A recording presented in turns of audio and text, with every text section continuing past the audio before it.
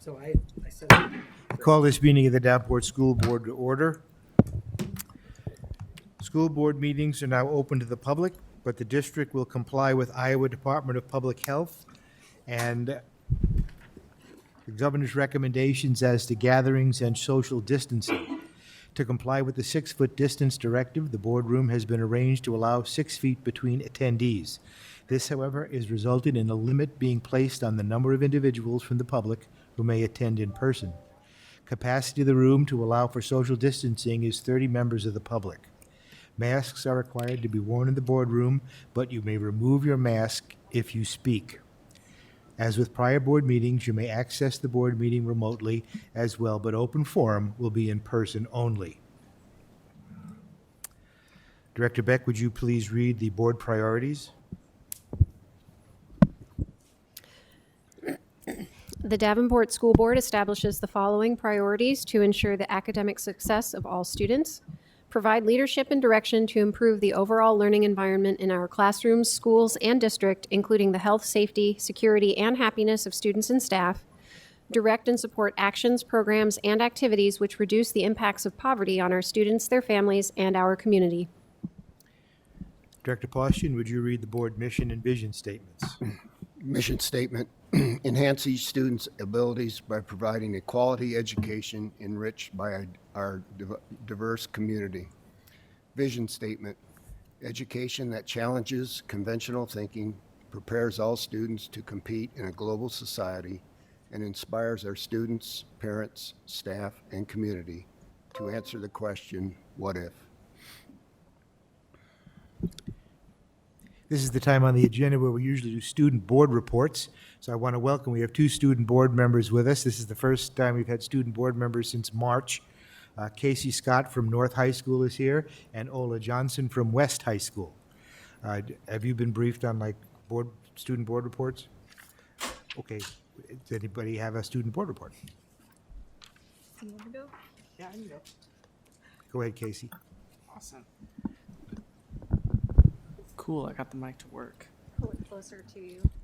Like It's just like this. All right. So at North right now, everything is just sort of getting started up again as everything normally does at the beginning of the year. But I really have noticed an emphasis on, in addition to regulation accountability in terms of social distancing and wearing masks and stuff like that, there's a level of social accountability in terms of students keeping each other wearing their masks. So I had a conversation with one of the assistant principals at the beginning of the year, and we were discussing what we wanted to emphasize to freshmen that were entering North next year. And it was exactly that. It was just making sure that in addition to, it's not only that we have to, but we should be wearing masks, and we should be following the rules, because more than ever before, it's something that like keeps everybody safe. Whereas rules before, obviously, with some students are just rules, but rules now are here for you and here for me. And if you're not following the rules, it's not only disrespectful to the teachers and the up aboves, but it's disrespectful to everybody. So I feel everybody has been very socially accountable in that respect. And then in terms of extracurriculars, I feel that there's been a lot of consideration in terms of event planning and meeting planning, a lot of accommodation for the hybrid students. I just had a meeting this morning that was a hybrid meeting. So there was a meeting that happened in school following the social distancing guidelines, but there was also an option that if it was your virtual day, you could Zoom into the meeting, which I did. It was awesome. And that was great. And even for online students, that access, that sense of accountability has really been emphasized.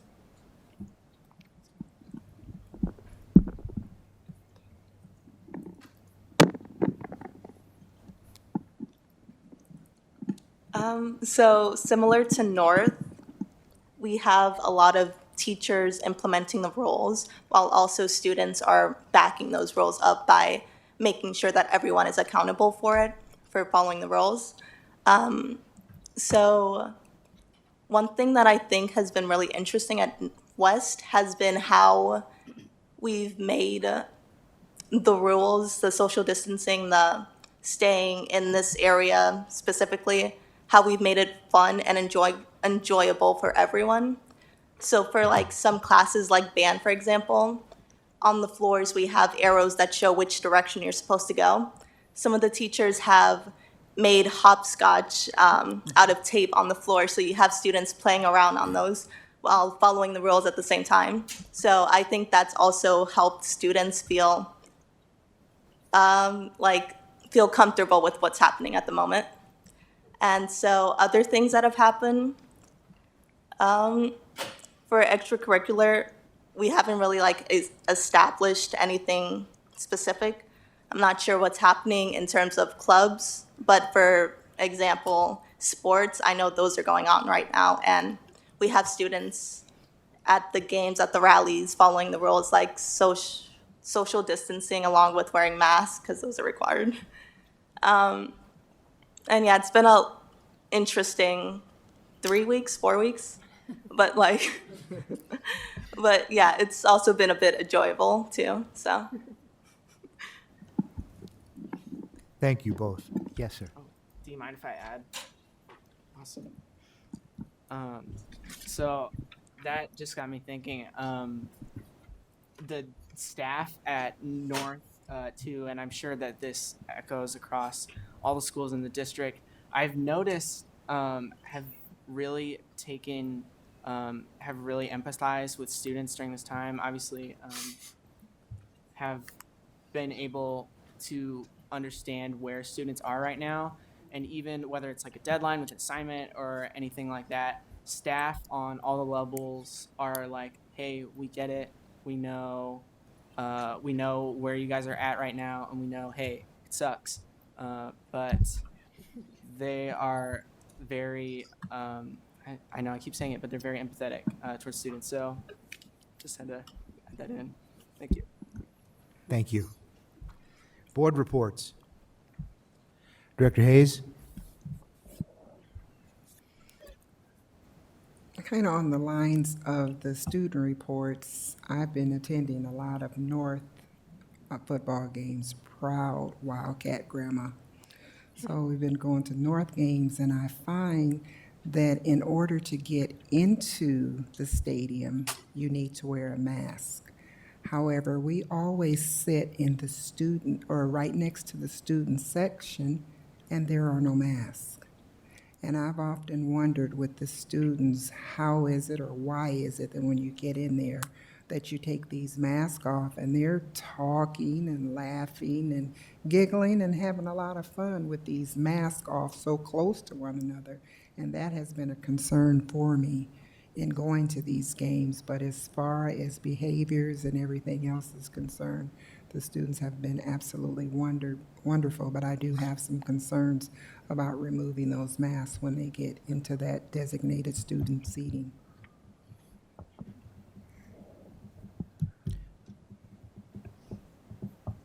Director Posture.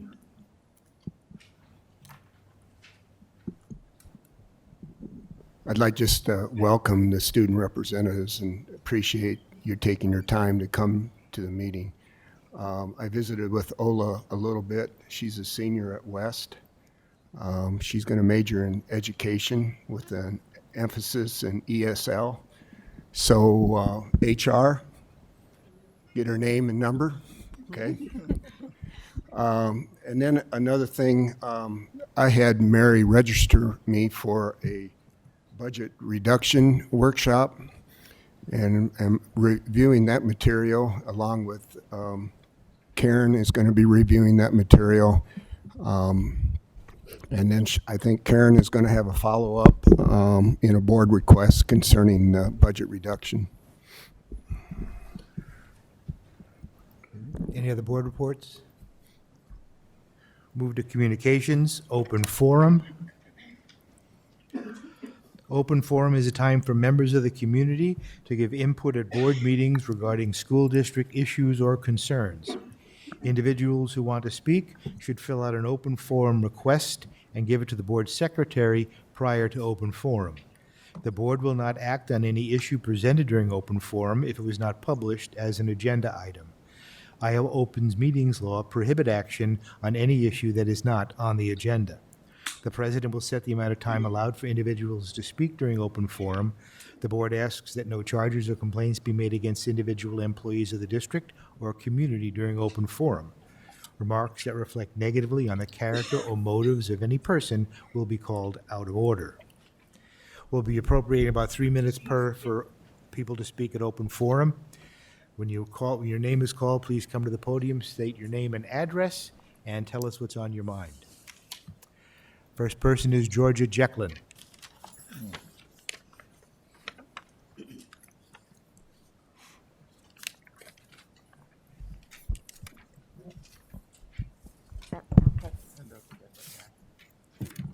Good evening. My name is Georgia Jacklin, 1931 East 50th Court, Davenport.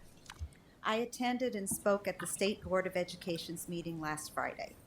I grew up in Davenport and graduated from West High. Our 5 children all graduated from North High.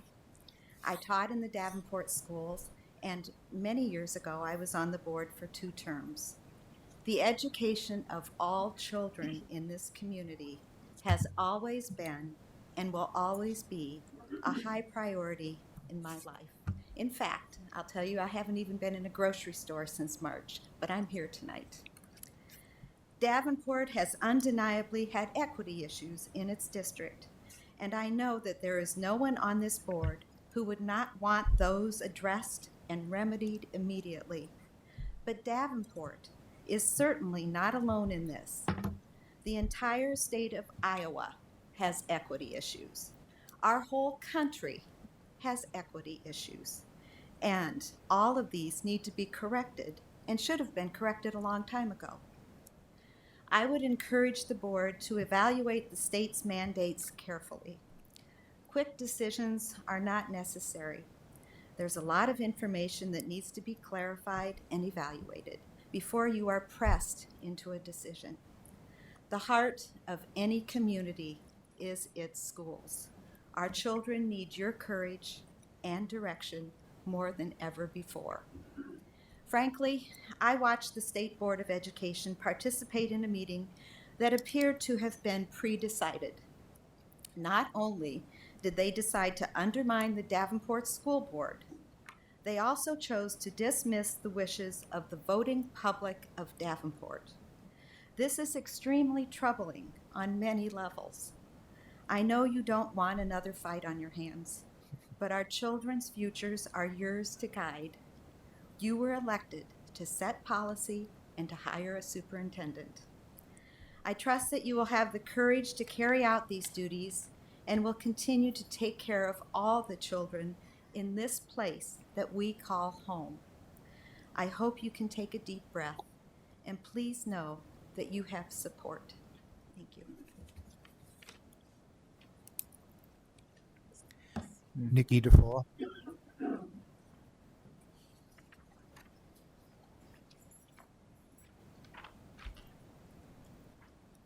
Nikki DeFow, 5070 Garner Court. I come before you today as a former school board member who, like you, has volunteered countless hours on behalf of this district. So thank you. Please do not let the state board meeting last Friday be the last word. The insinuations of misconduct levied against our staff were nothing short of slander, and to suggest this district does not take disproportionality seriously is outrageous. It is your imperative to defend the district from gross misrepresentations that defame its integrity and our shared integrity, no matter from where they originate. I am not under the illusion that any fact presented will sway the state board to change its mind, and I am not suggesting that we be uncooperative with the incoming superintendent at CFO. That is not the goal. The goal is to provide our community our stakeholders, our staff, and our families with a fair and accurate accounting of what has been done to address the citations against us. Do we still have work to do? Yes. Is the work we have done to date without merit and inconsequential? No. Going high when they go low has its place, but this is not one of them. In this case, the stakes are too high to leave unfounded charges lingering without a rebuttal. Thank you.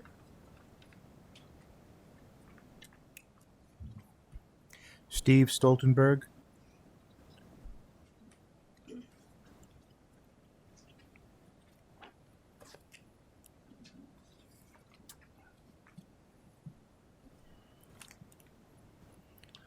My name is Steve Stoltenberg, and I run Northwest Music Shop on Washington Street. So I usually just use the shop address as my address, 1411 Washington. I actually live out at Ridgecrest Village.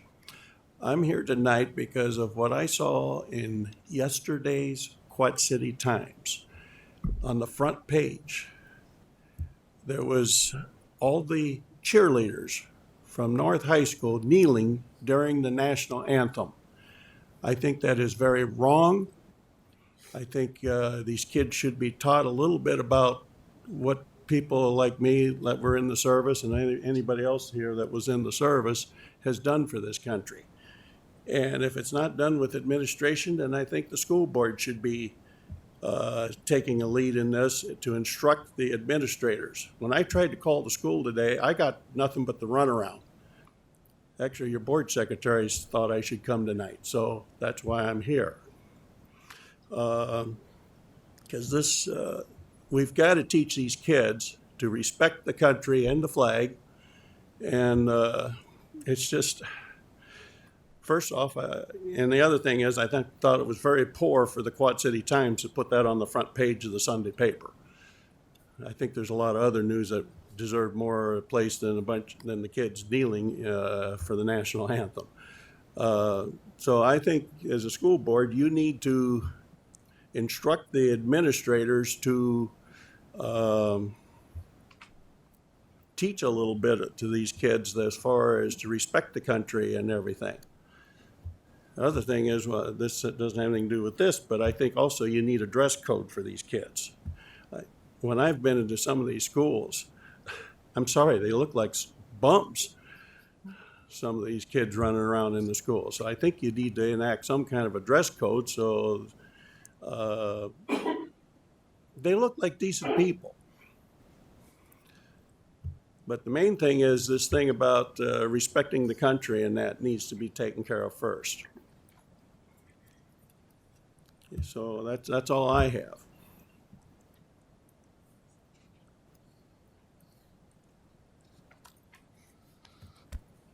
Cindy Winkler.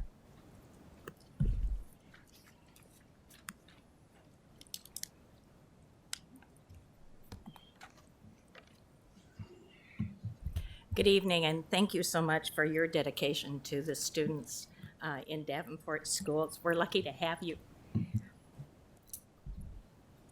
I've been actively listening and in some cases participating in several of the state board meetings. I attended in person both the state meeting, the SBRC meeting a year ago. There was enough time. I'm sorry, I didn't start with my name and address. Cindy Winkler, 630 Court, Davenport, Iowa. I've been actively watching and doing my homework in regard to what the school board, the state board sees in front of them. I was at the SBRC a year ago. I was also at the board meeting a year ago while reports were being given. And at that particular time, they indicated that although certainly there were things that needed to be addressed, that there was forward progress in regard to the plan. I remember Tom Lane saying that in order to resolve the issues, it was a marathon, not a sprint.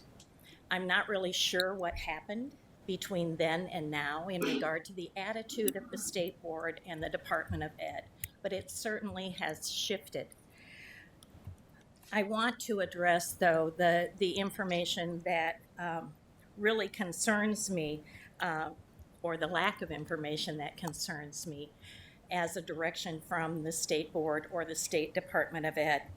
I had asked specifically to get a copy of the minutes, actually the wording of the amendment. So first of all, the State Board, in their report on Friday, said the State Board imposed the following additional conditions under its authority to provide temporary oversight and operational authority to the director and the State Board in the following respect. Iowa Code Section 256, subsection 11, subsection 11A. The State Board should appoint a superintendent and a chief financial officer to complete the action for the district at the district's expense. So then during the conversation, in regard to that particular motion and looking at the information, the question came up about we are not going to be replacing the superintendent. That is a local control issue. She went, and this is a quote from the presentation. I want to make clear that this does not mean that anyone is being fired. The hiring and firing is a matter between the local board, the people that they choose on contract, and the people they choose to have on contract. So this does not mean that the local board needs to fire the people who they currently have on staff.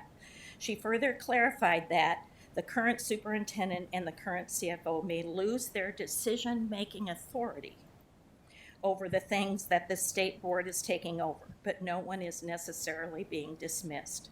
This is a matter to be taken up by the local board.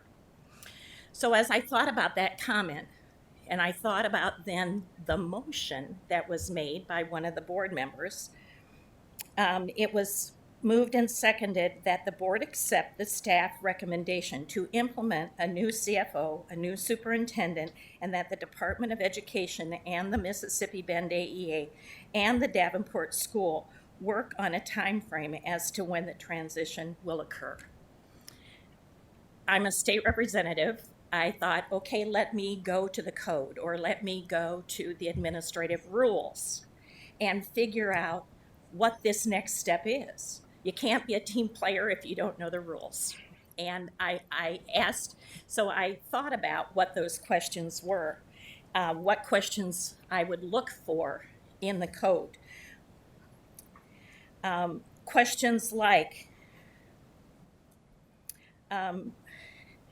first of all, does any guidance exist? If not, how does the process work? In assigning it to the AEA, is there guidance elsewhere? What authority does the local school board have now versus what they had previously? And what I have found out, even by a search of our legislative service agency, there is no guidance. There is nothing in code that identifies the next steps. Nothing. Because this is unprecedented, that the Department of Ed and the State Board of Education didn't stay the course, didn't keep growing excellence for every child as a key in their decision making. So I ask you, please, on behalf of the students in our Davenport School District, the 14,500 students, stay the course. Take your time, do your homework, think about what it is you really need to do, what that agreement will be with Mississippi Bend, with the Department of Ed, because there is nothing in writing for them to follow. That troubles me. The fact that they have placed a school district in this kind of situation is unprecedented. There is nothing that any other State Board of Education has ever done. And I would like to think that a State Board of Education and a Department of Ed, if they were taking that step, they would at least have guidance on hand to share not only with the department or not only with the school board, Davenport, and the AEA, because there is too much at stake for us to go through the kind of situations that have been happening. And at the very end, I know that you are dedicated to the growing excellence for every child. And our community expects that as well. But we take pride in our schools, and no action from the State Board of Education can take that away.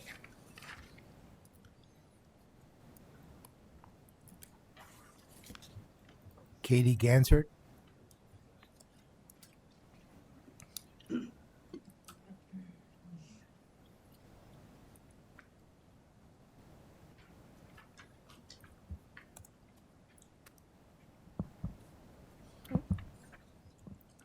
I think it's working, yeah. My name is Katie Ganchert. I live at 3235 Middle Road in Davenport. I have two children who attend McKinley Elementary School. One's in 6th grade and one is in 2nd. I know this year has been full of challenges, and I wanted to thank the board and the administration for working so tirelessly to overcome them. And I realize a lot is going on right now in our district, but I think at the crux of everything is the issue of equity for Black and Brown students. Our family moved from the Bettendorf district to the Davenport district because of its diversity. And this, we think, is a great strength of the Davenport school districts. And as such, I think we have an immense responsibility now more than ever to recognize and understand and address racial injustice. I don't think good intentions are enough. In order for our district to provide an education that is inclusive and safe and equitable for all students, we need a plan of action. Anti-racist curriculum, stronger representation in our staff, bias training for our teachers. I think this needs to be a top-down model where our administration is providing the necessary support and resources so that our K through 12 educators can do this work and do it well. I want to commend the addition of an equity innovator and encourage Davenport Community School District to support this role to its fullest extent.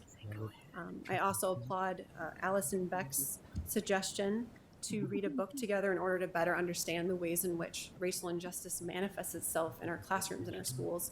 I personally recommend Why Are All the Black Kids Sitting Together in the Cafeteria by Beverly Daniel Tatum. I think these are good starting points, and I'm hopeful that despite the challenges we're now facing, and maybe even because of the challenges we're facing, we can continue down this path in order to create a real positive impact on our students' lives and collective futures. I just want to thank you again for all of your work on behalf of the families and the students.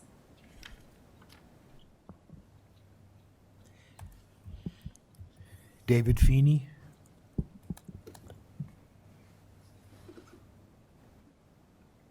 Do I hit the button here? You're good to go. Oh, good to go. Nope, no, I'm not. Okay. David Feeney, 826 Northbrook Drive, Davenport. I had a couple things I wanted to talk about, but I would like to piggyback on a lot of what I've heard here. And I ask a lot of people, I don't understand proportionality. I just don't understand it, and it's not for lack of effort. It seems like the state has an idea that everything's going to fall perfectly in these mathematical quartiles that I don't know if that's realistic or not. The other thing I would say is it seems to me for 3 years, it looks like the state education board is on offense and Davenport School Board is completely on defense. Like we're having to explain every little item to them. And my suggestion would be when this new superintendent comes here, sit them down and say, okay, this is what we're doing. Specifically, tell me what you want us to do. You know, specifically. I'm amazed at the abuse they seem to give to the Davenport Community School District. It really doesn't make sense to me. I'd also offer this, being in corporate accounting for 37 years, there's obviously a problem here, okay? I can tell you what would happen out at Alcoa if there was a problem that was the biggest problem they can imagine. I guess a way to describe it would be a firehouse mentality. What do I mean by that? not just your people in special ed, you pull out 5 or 6 people in your entire organization and just say, listen, we're giving you X amount, 2 months, 3 months. This is your job. I don't care, your job with the curriculum someone else is going to do. Get your very best people to work on it. And frankly, and this happened to me and a couple of our accounting groups, we don't like to get micromanaged, but to get things done, maybe you got to micromanage. Maybe you need to have someone, people who are in charge, have a staff meeting. Say, this is the agenda of the staff meeting, go one step further. The 6 people that are here, this is their task in front of them. At the end, have a recap of that. You got to have people responsible. And, you know, I just would urge you to look at your whole staff of people and say, you must know this. If there's ever a time to think outside the box, I think we're right here, right now. And I would urge you to get the great potential of maybe people you wouldn't ordinarily think would be involved in this and try to use them. And just in closing, Ms. Winkler, I think she said some really agreed with everything she said. I guess one other thing I'm going to do, I'm going to call the Quad City Times tomorrow. I don't understand proportionality, and I'm going to ask the Quad City Times to do an article on it, because I just don't understand how the state can dictate to you guys what you're doing wrong. And maybe if they do an article, it makes sense. I just don't understand it. Thank you.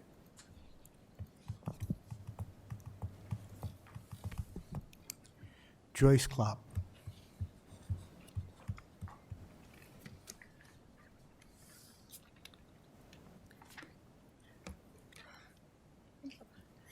Joyce Clapp, 1431 Ripley. I'm just a few blocks away at Hope at the Brick House, and we run an after-school program and summer program with kids, and currently have 28 students, different days, and representing 16 family units, just to give you a little bit of a perspective. But I've been in the neighborhood for 35 years working with kids, and I'm here because of the concern with the online and hybrid education and what's going on right now, and just the families that I work with and their responses.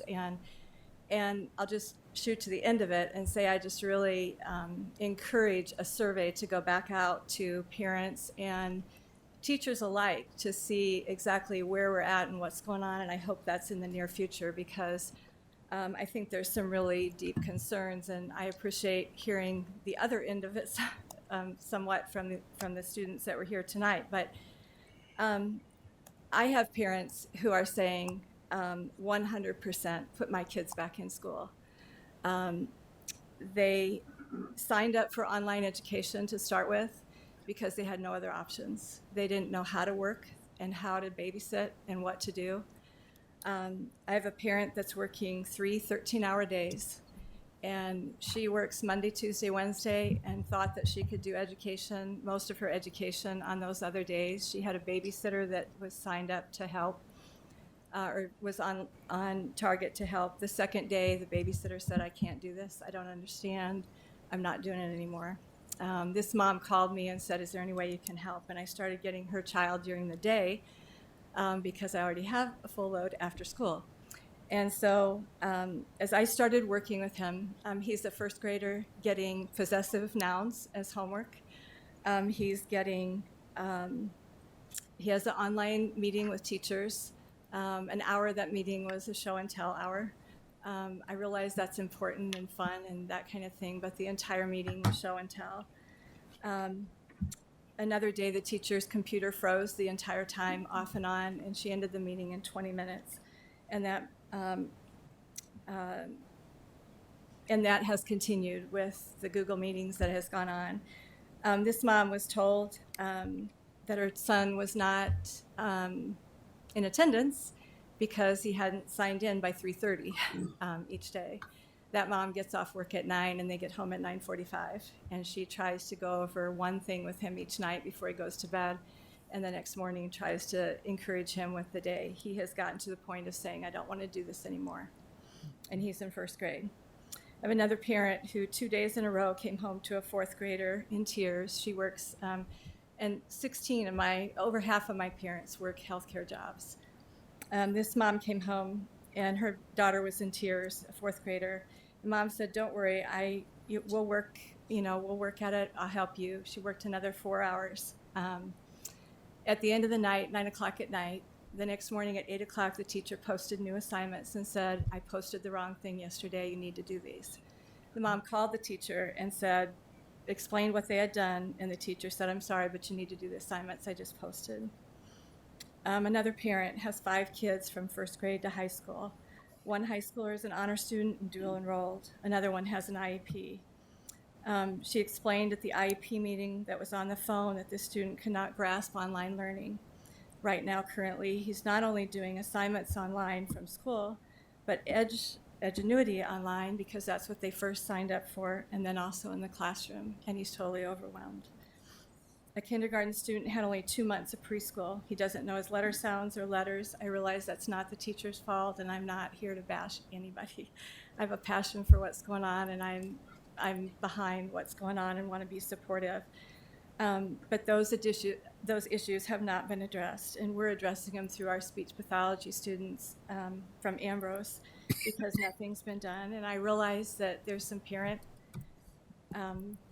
accountability and other accountability, but if he was in school, that would have been caught right away, I think. And some things could have been done, but right now it's very, very difficult. And I get him during the day for at least 4 hours a day, and he's in kindergarten.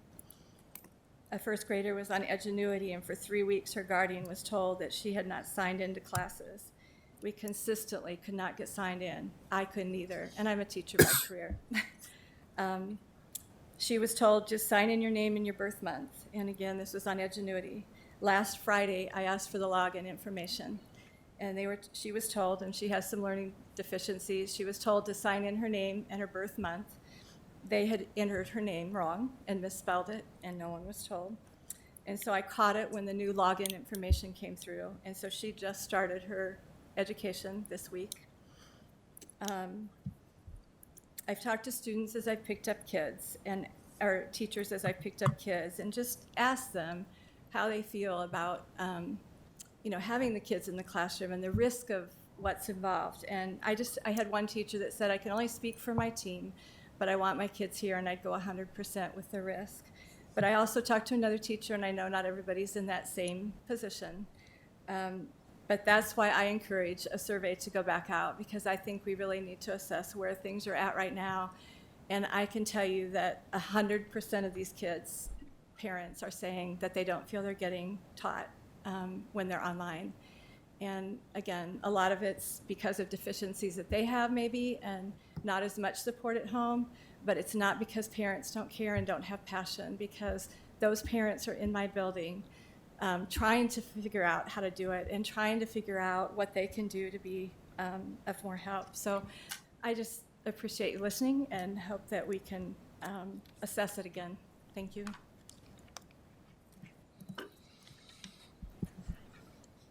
Patrick Peacock.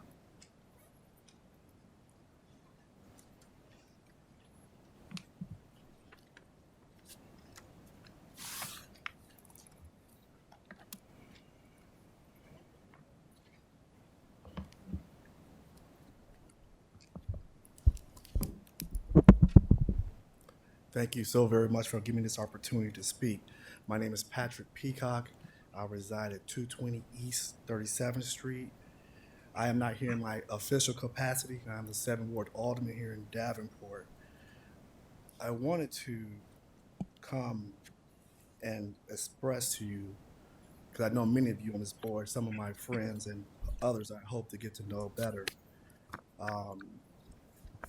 I watched the meeting Friday with the state board, and before I go there, I want to address something somebody said about disproportionality and what's going on in the world. And one of my things I was raised upon is the statement that education is the key. Education is a great equalizer. No one can take that from you. So when somebody addresses education, someone talks about the kids, that's when Pat Peacock gets involved. For you see, I'm born and raised Southside Chicago, attended the military, but I have no kids. So when I see a young man that looks like me, a young girl that looks like me, I get highly involved, I get concerned. As I watched the State Board of Education meeting, and they addressed some things that, of course, I wasn't knowledgeable on, but I made myself quickly knowledgeable on those issues quickly before coming here. But I was concerned because, as one put it in that meeting, no one spoke about the kids. No one. I'm quite sure, and I looked around this room before I came in, I was here earlier as well. There are some people who have terminal degrees, PhDs, some with master's degrees. So that tells me they should know better, that they know that at the end of the day, we're here to do a job. And that's to take care of the kids. There's a young man in this room, and I get choked up when I see him, because I know I'm doing the right thing, because he sees me, and I'm going to say what's right on his behalf, because there's a lot of kids that's not here today. Their parents are not here because they can't afford an opportunity to come and speak to you today, because they may have second and third jobs. But I will speak for them today. I was quite concerned, as many people in this room, and I heard some of other elected officials speak on their behalf, and I'm quite sure we need to build bridges to address some of these issues. But the underlying issues that the children that need to be educated. I'm not going to get into the 2,000 violations. I'm not going to get into that. I'm not going to get into the $4 million that was unaccounted for, according to the State Board. I'm not going to get into that. But that needs to be addressed, because those things could be gone to the students. Those are precious resources that schools and students can be made available to. Disproportionality.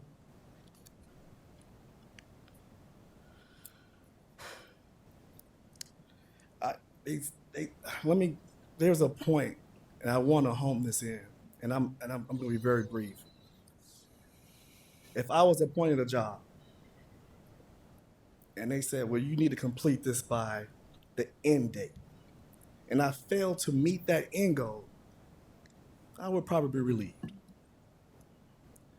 I can imagine people in this room way smarter than me, I'm quite sure make way more money than me, had an assignment.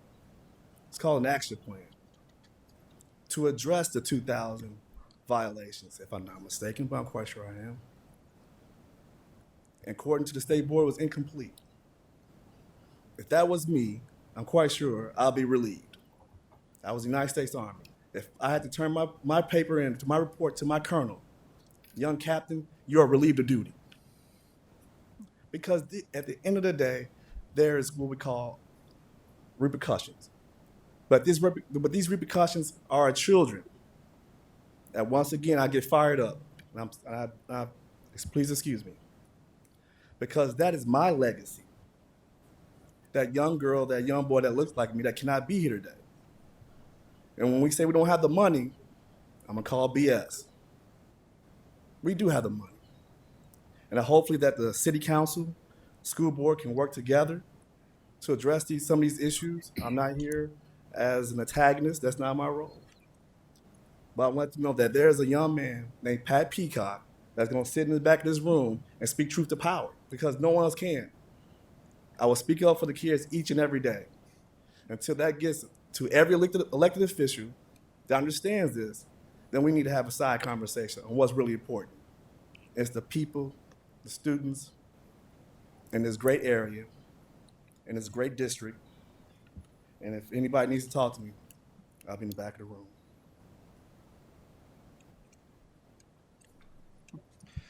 We'll now move to the consent agenda. The chair will entertain a motion on the consent agenda. Mr. President, Director Hayes, I move the board accept the consent agenda as written. is there a second? Second. Seconded by Director Beck. Is there any discussion of the consent agenda? Being no discussion, we'll move to the vote. Director Hayes, Yes. Director Beck, Yes. Director Klein-Jerome, Yes. Director Gosa, Yes. Director Postian, Yes. Director Snyder, Yes. and my vote is yes, the motion carries. Chair will entertain a motion on the approval of bills. Mr. President, Director Beck, I move that the board adopt the following resolution recommended by the administration for the adoption of the bills from the bill listing periods of September 10th, 2020 to September 23rd, 2020, and September 25th, 2020. Resolved, all claims presented to the board having been duly certified as correct by the secretary, reviewed by the administration and board members, and they are hereby audited and allowed as just claims and warrants drawn on the treasury for the several amounts. Further resolved, the payment of claims and salaries be approved as presented for the periods of September 10th, 2020 to September 23rd, 2020, and September 25th, 2020 for the following voided checks as presented for wrong amount. is there a second? Second. Seconded by Director Hayes. Discussion? Being no discussion, move to the vote. Director Beck? I had a question. Sorry. When these say wrong amount, these, is this just a clerical error? There was a minor typo?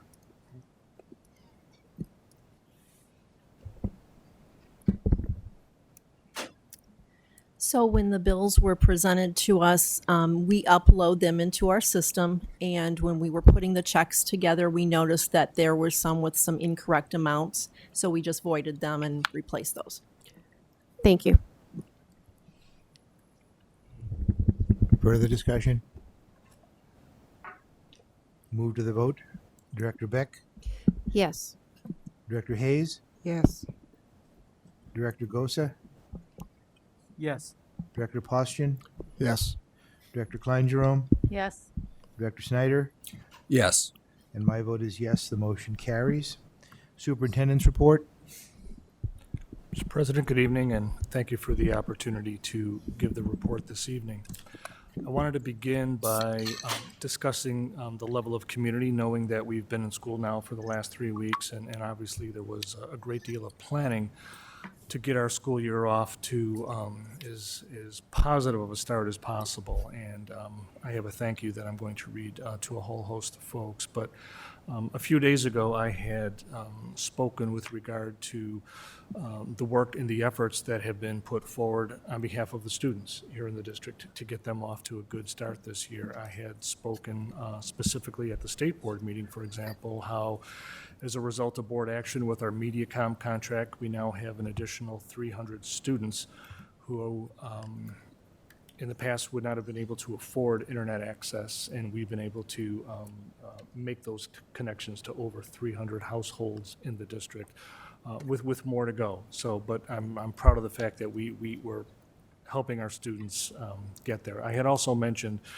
as you all know, that we have a number of students with special needs in the district, and from August 3rd till now, we've conducted nearly 2,500 individual IEP meetings, which are all designed to make sure that whichever learning platform our special ed students have signed up for, whether it's the hybrid model or the online model, that the IEP teams know and that the teachers know that we need to make the appropriate modifications and accommodations for each one of those students. And we've had, since August 3rd, almost 2,500 meetings to make sure that those students can assimilate into this new learning environment, especially those students at risk.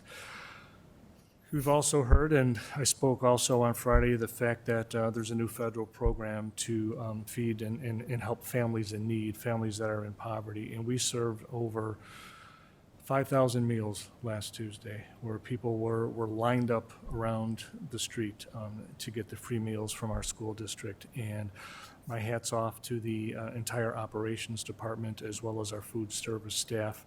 We know there are tremendous needs during this time of COVID, and as a significant part of this community, our school district is not only committed to our students, but can certainly speak to the fact that we are trying to do everything we can as a community partner to help, knowing that there's a great deal of distress in our community. And these are a couple examples of the hard work that have been part of the planning process, but now are part of the implementation process to ensure success of our students moving forward. I wanted to make that point. Now, we're told by the state that we cannot speak specifically to to the COVID numbers that we have within our district. And I can assure you the health and safety of not only students, staff, but our entire community has always been on my mind for the last 6 months, every single night. As I mentioned before, there are a number of individuals who were very critical of decisions such as, not to hold a face-to-face graduation or opening up weight rooms. And I've been very sensitive to the health concerns, and that's why we've made the recommendations that we have. I can tell you, and I'm looking for some wood to knock on, we're fortunate. We've been lucky. I can't give you the COVID numbers, but the attendance rates for both students and staff that we've had over the course of the last 3 weeks are pleasing to me, and it's my hope that we can continue in that positive direction as I watch other school districts. And I wish them all the best, because we're all struggling to do the same thing, and that's to keep people, students, staff, families healthy and safe, yet at the same time provide those educational platforms, which we've heard from everyone tonight, which are necessary. And our goal is to continue moving forward with that. So I'll have a few more comments with regard to return to learn and some of the adjustments that we know that we need to make. We're 3 months into a plan, but as we all know, that plans need to be revisited, and if we need to tweak in a model of continuous improvement, we will certainly do so. If we need to make significant changes, we will certainly do so, and I'll speak to that in a little bit. But if Mr. President would allow, I would like to say thank you. And we know that there have been some questions and challenges as we navigate the start to such a unique school year, and we want to make sure we say thank you. Thank you to our students for their flexibility, positive attitudes, eagerness to learn, and adaptability for learning and adhering to a whole new set of safety standards and learning formats. Thank you. Thank you to our parents and guardians for your patience, helping us with adjusting to a brand new way of school, support of your students' learning, and grace with our professional colleagues here. Thank you, parents. Thank you to our teachers and professionals for your dedication to the best possible outcomes for our students, your drive and passion for education, and for your flexibility and hard work as you adapt to a brand new way of teaching our students. We know that the past 3 weeks presented challenges for some, I might even say many, with a few bumps in the road, and some of those bumps have been bigger than others. But please know we are listening to your feedback. We will continue to make changes to best support our students. Thank you. Mr. President, that concludes my superintendent's report, knowing that much of our conversation later on this evening with regard to return to learn, I will have some more specific information, as well as just a very brief commentary on the state board meeting as a clarification. Thank you. Any questions for the superintendent at this time? Okay, we'll move on to items requiring action. May I have a motion on the approval of the TAP contract?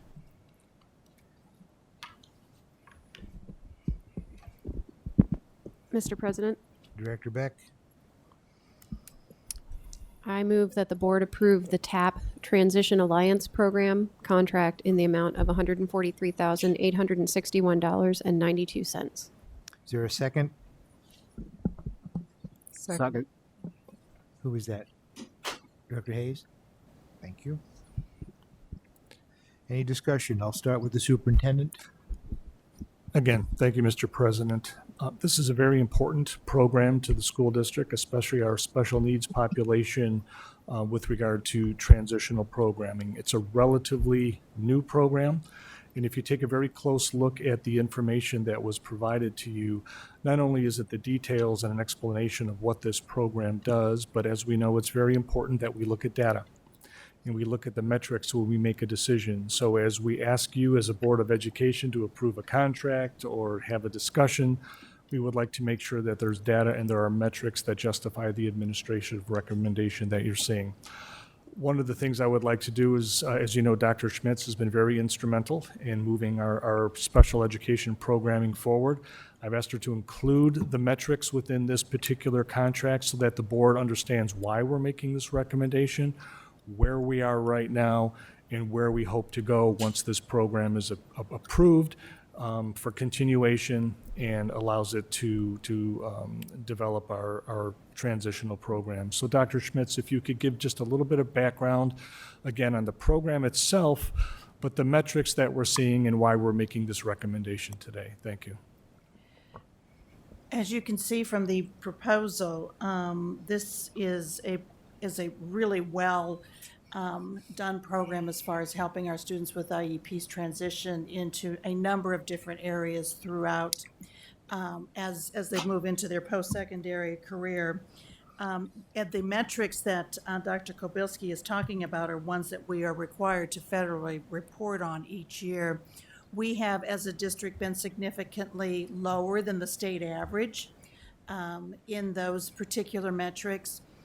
We started this program last year in an effort to help with that. The TAP is a program that is done by many districts in the state, including many of the urban districts, and it's basically a 50-50 relationship with the Department of Vocational Rehabilitation.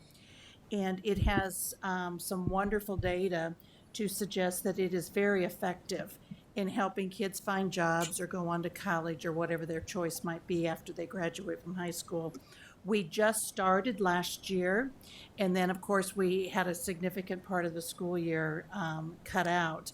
So we're very new to this game, but we're adding 2 this year because of the numbers that we have here. We had 1 last year, but now we're adding 2 TAP coordinators and also a work experience role. So we're really excited about it and look forward to the effectiveness for our students as a result. Thank you, Dr. Schmitz. Questions, discussion? Director Beck? So the percentages that are in our document here are the districts that are shown, Dubuque, I believe, and Sioux City, that have higher numbers. Are those districts that are already using this program? Yes, Dubuque and Sioux City has, but also Cedar Rapids is as well. And so those numbers are higher because they use this program. They certainly contribute to it. I mean, there are a number of things that go into a child's choice or a student's choice after high school and how successful they are with it. But this has been proven to be a pretty effective program to help be able to better predict the outcomes. Thank you. Director I would Golstead? just add, Director Beck, that our goal is to get to those same numbers once we grow this program, know that we have more adults working this program, and then exceed those numbers and expectations. Director Golstead, you had a question? How many students will benefit from this is my first question. I have a couple, but. Boy, that's a good question. I'm not sure that I have that information with me. If you would like, we can come and do a presentation from you that would give a lot more detail into this particular program as far as how it pertains to Davenport and how we'll be able to grow it with the additional staff. Okay, I would appreciate that. And then my other question, is that enough staff to adequately successfully do what you need to do with this program? It's funny that you asked that because we heard some giggles last year from some of our urban counterparts when they heard that we had 1. And because it does take a team of people, and to expand to 2 with the 1 work experience role will certainly get us a lot further down the road. But I think our experience with it will tell us in the next year or 2 just how many people we actually need. So this is kind of like a trial to figure out how many you'll need to make it more successful, I guess? I wouldn't necessarily call it a trial. I think that we're using our best guess at this point as far as who we need. But once we have more experience with it and more students that are profiting from it, we could certainly be looking at adding more down the road. Okay. I'll look forward to getting some more information on that because I'd be curious to know how many students are benefiting from it to figure out how many people you would need to, because I imagine they would need more time with individualized Exactly. with each student or whatever. Exactly, and it is very individualized with students, and so it's pretty exciting. I think you'd enjoy a presentation about it. Thank you. Director Hayes, then Dr. Schmitz, is this the same program that had some of the students going to St. Ambrose and helping them with the things that they were doing? A student could potentially go to St. Ambrose from this, but St. Ambrose is different that it's a fifth-year program, so those students have already graduated from high school. These kids are still in high school. Okay, I like the fact that it would follow them up, mentor them up to age 25, which some of them would really benefit from that. One other thing I was kind of questioning, where will these funds come from? There are weighted dollars. The students who are in the program generate weighted dollars due to their IEPs. Okay. So it's federal funds. Okay, thank you. Director Schneider. My question kind of is along the same line as Director Hayes. In the cover page, it has the word grant in there, and I didn't know if this was being paid for by a grant or why it says TAP-grant. Do you know that, Lisa? I'm not sure that I can address the terminology. We consider it a grant because it is federally funded. Okay. Was this in the budget, accounted for in the budget? And the reason I ask that is we just kind of towed the line with the state on Friday and told them as a district we're planning on having an unspent balance of about $700,000. Is this including this dollar amount?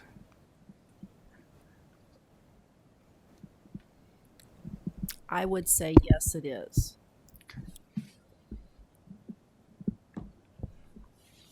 Let me just add, it's important that as we interact with the federal government and with our grants, we prioritize our budget director and we make sure that we know what grant amounts are available to us and make the appropriate allocations, knowing that we have an opportunity to fund a program through a federal grant, or we have an opportunity to fund there are multiple ways to fund programs. So our decision, we know this is an important aspect of what we're doing. It's a matter of prioritizing within our budget which exact pot we're going to draw from, and we chose this particular pot. But the idea is this is part of the overall budget to begin the school year. It's not an addition to what we budgeted for at the beginning of the year. The decision is really which pot do we take this money from, if that helps. Thank you. I really like this program and the fact that once a student, say, is 18 or has gone through the system, we're basically telling that student we still have your back and we still support you. And I think that's huge. So I applaud this program and I hope it works as it's intended. And I hope to actually see more resources applied to this down the road. Additional discussion? Director Gosa. I guess when Director Snyder was talking about that, so this is funded through a grant? It's funded through the weighted dollars that students generate as a result of having an IEP. Okay, so it's like out of the special ed pool of money. Yes. Our weighted dollars are determined by the number of students that we have with IEPs and the level of which they're receiving support. Okay. And so this would come from that particular pot of money. I was just trying to make it so it's not out of the general fund. It's No. Correct. Thank you. Any additional discussion or questions? We'll move to the vote. Director Beck? Yes. Director Hayes? Yes. Director Klein Jerome? Yes. Director Snyder?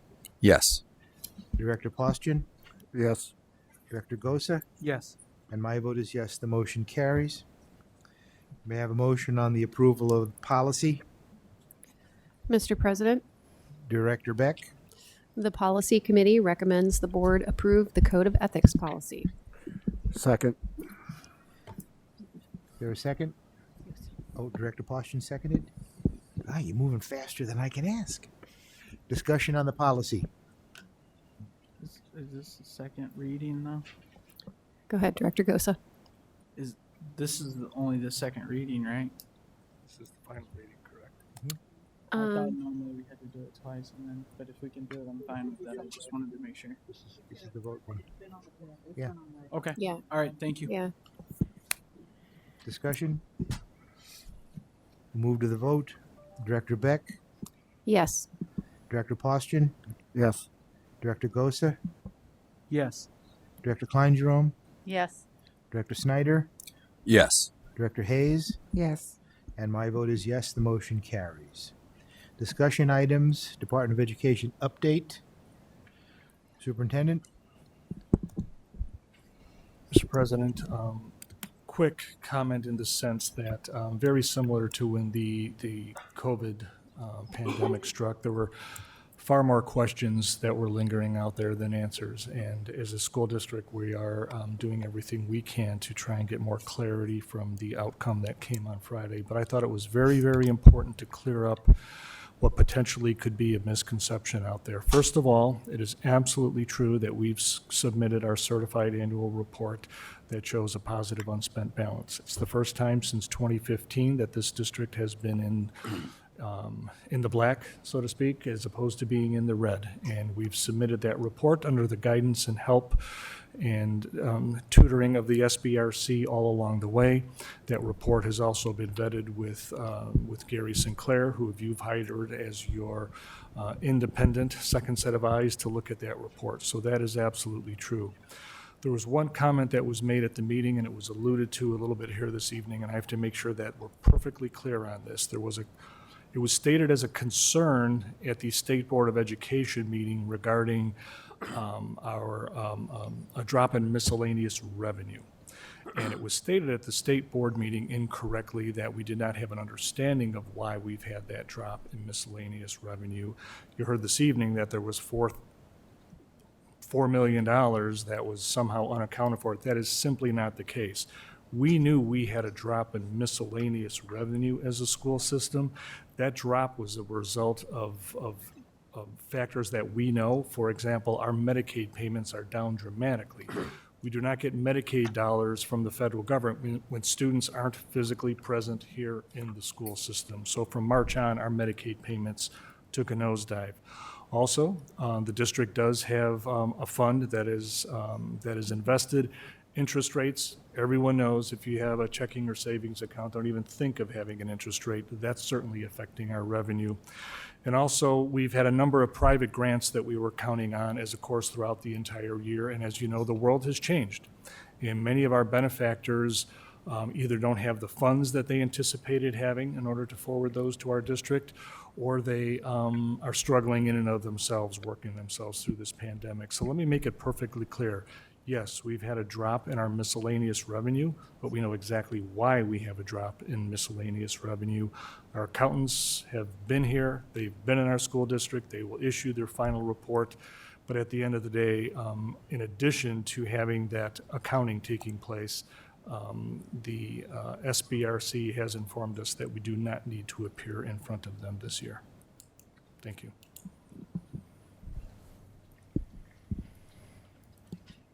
Anything else on that topic? Director Gosa. I just wanted to add, after our last board meeting and the presentation Gary Sinclair did for us with all the finances and all of the data in there, I'm perfectly confident with the data-based decision-making on that issue. Again, data-based decision-making. And he provided a lot of data, an obscene amount of data that I feel very comfortable that we are good with data-based decision-making. That's my third hit, and I'm going to leave that alone. Thank you for providing us with that data. Next discussion item is student assessment update. I would remind the board that this discussion item conforms with goal number 5 on the board goals and superintendent's goal to emphasize emphasis will be placed on student achievement, and it also conforms with our communication and governance goal number 5, regular progress reports and board discussion on established superintendent and board goals. Thank you, Mr. President. And as you know, our mission is to educate students, and student achievement is in many ways considered job one for us. As a result of the pandemic, I think everyone's aware that the state testing protocol has been suspended. So typically the longitudinal data that we would utilize to determine the growth of our students with regard to their academics has been interrupted.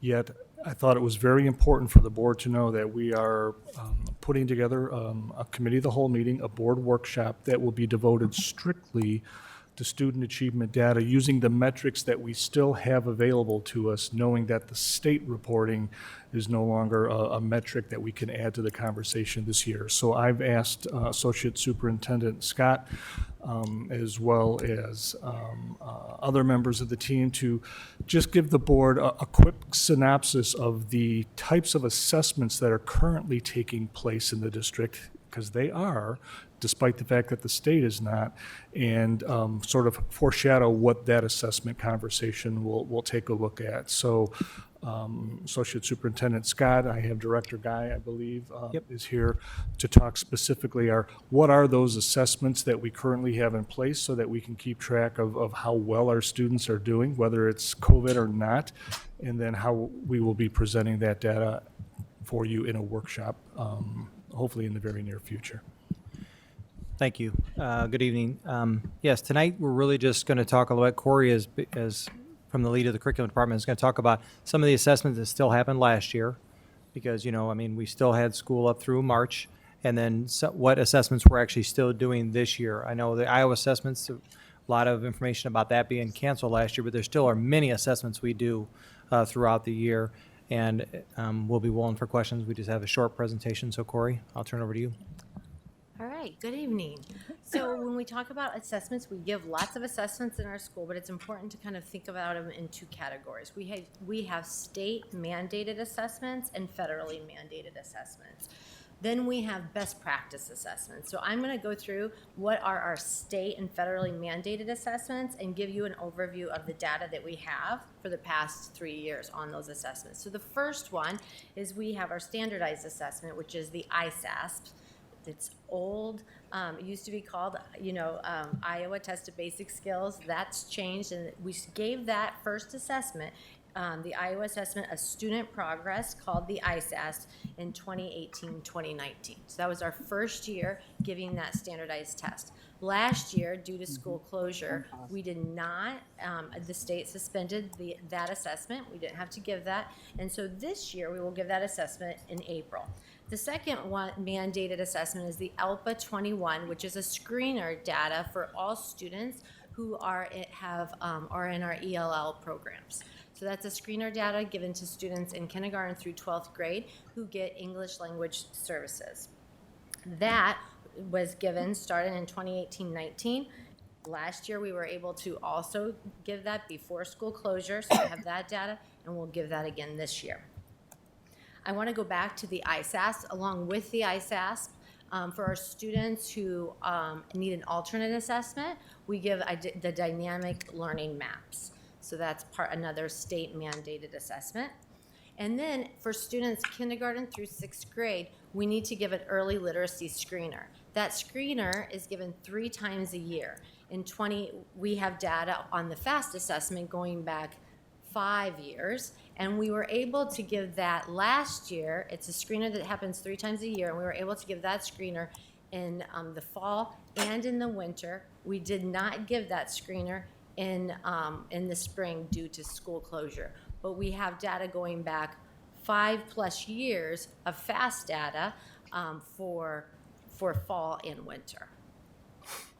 Then we have in preschool, another state mandated test is called the Gold Observation Based Assessment System. So there's 38 research-based objectives, and it's something that's given that the teachers give individually to every student, and they're looking for certain characteristics, literacy, numeracy, and then also behavior for how students are doing. And that is what the preschool teachers give. Then we have a lot of assessments that we give that are best practice assessments. So we have summative assessments. We also have additional screeners.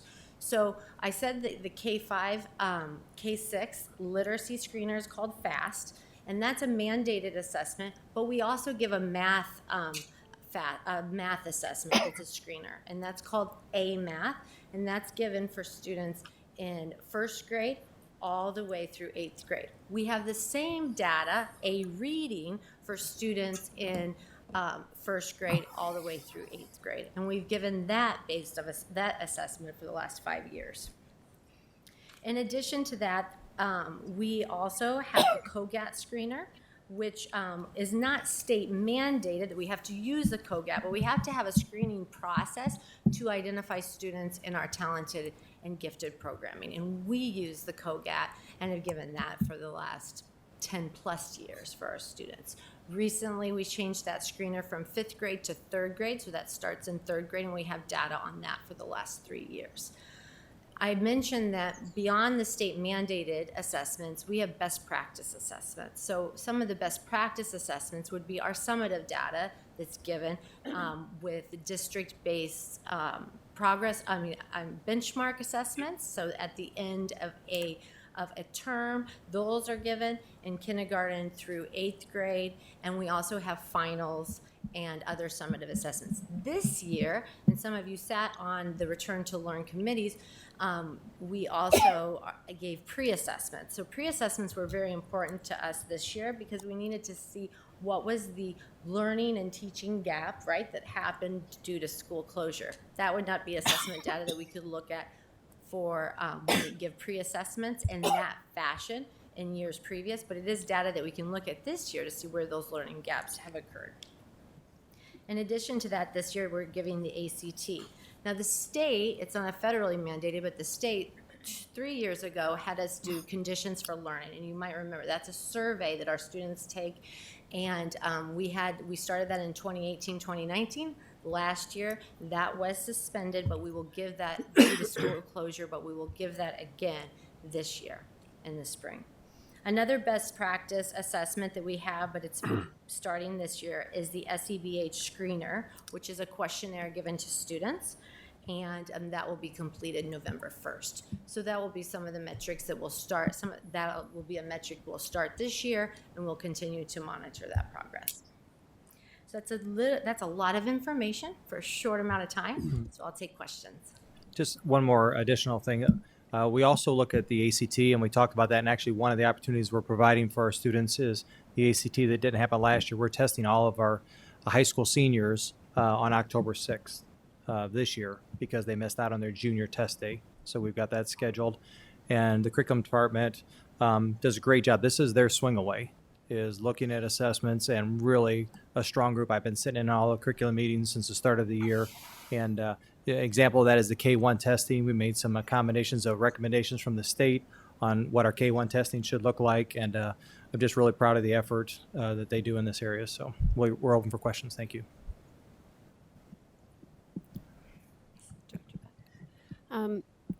So I guess I've got two questions. I was trying to keep track of what was state mandated, what was best practices. Mm-hmm. I didn't catch any federally mandated that were separate From state. Yeah. So you have to do the ELPA 21. Okay. And you have to, federally, you have to have an English language screener. You also have to have a statewide assessment. So in Iowa, it's the ISASP. Right. And you have to have an alternate assessment for students who need that Okay. in special education. Okay. And so my other question is, two acronyms.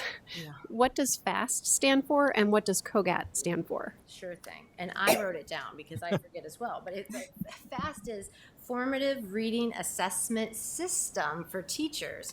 So FAST is a suite of assessments, and there are multiple assessments within the FAST suite. There's a CBM, which is a curriculum-based measurement for reading rate. A reading that I talked about is an adaptive assessment, and a math is an adaptive assessment that's within the FAST suite of assessments. So K1, there's an early literacy screener. So they're measuring literacy as a screener to see if our students, where they need to be, are they projected to be on benchmark or at the right progress for literacy and math. And there's benchmarks that are set those 3 different times a year. Those benchmarks change by grade level and also by season. But FAST is kind of that overarching conglomerate of those assessments. Okay, and so these are the things like fluency is separate from comprehension, is separate from speed, and okay. Okay. So the CBM, so this year, and thank you, Associate Superintendent, for reminding me, but we did change, based on state guidance, our state mandated screener. We're still using that FAST suite, but before we would do early reading always. Early reading is K1, but starting in first grade, we would do CBM, which is read for a minute. We're going to see how accurate you are, if you're on pace with the amount of words correct per minute. Due to 100% online, it's a one-on-one assessment that takes a lot of teacher time, and to do that in a virtual setting is very difficult. The state this year said that, use the assessment that fits your modality of how you are returning to learn. And so we are picking A reading for second, which we always gave before. It's just our state it's what we would, our compliance assessment. We still have the CBM because it's part of that suite, and then we will give that for progress monitoring. But A reading is our defaults for second through 6th grade. Okay. And then COGAT, what does that stand for? COGAT, again, I'm so glad I took my notes, but COGAT is a cognitive abilities test. Okay. So it has 3 domains, and it's looking at verbal, quantitative, and nonverbal reasoning. Okay, thank you. Corey, could you email the board, or maybe Mary could do it, email all these assessments and the definition of each? Yep. Thank you. You can do that. I think.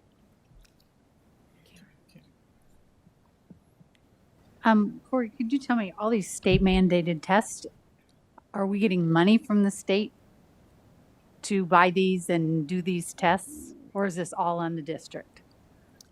No, the assessments are, they are unfunded mandates, so we have to give those assessments. The FAST suite, one of the reasons, FAST is, most districts across the state use the FAST suite, but we get a discounted rate with our AEAs, from the AEA. But we pay for the ISASP. We don't have a special funding source that's just for assessments. And FAST tests, are they including comprehension, or is it just fluency and accuracy? So the A reading is comprehension. Okay. Focused. Mm-hmm.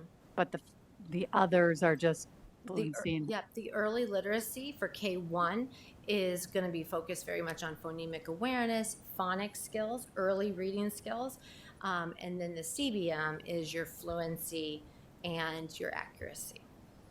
Thank you.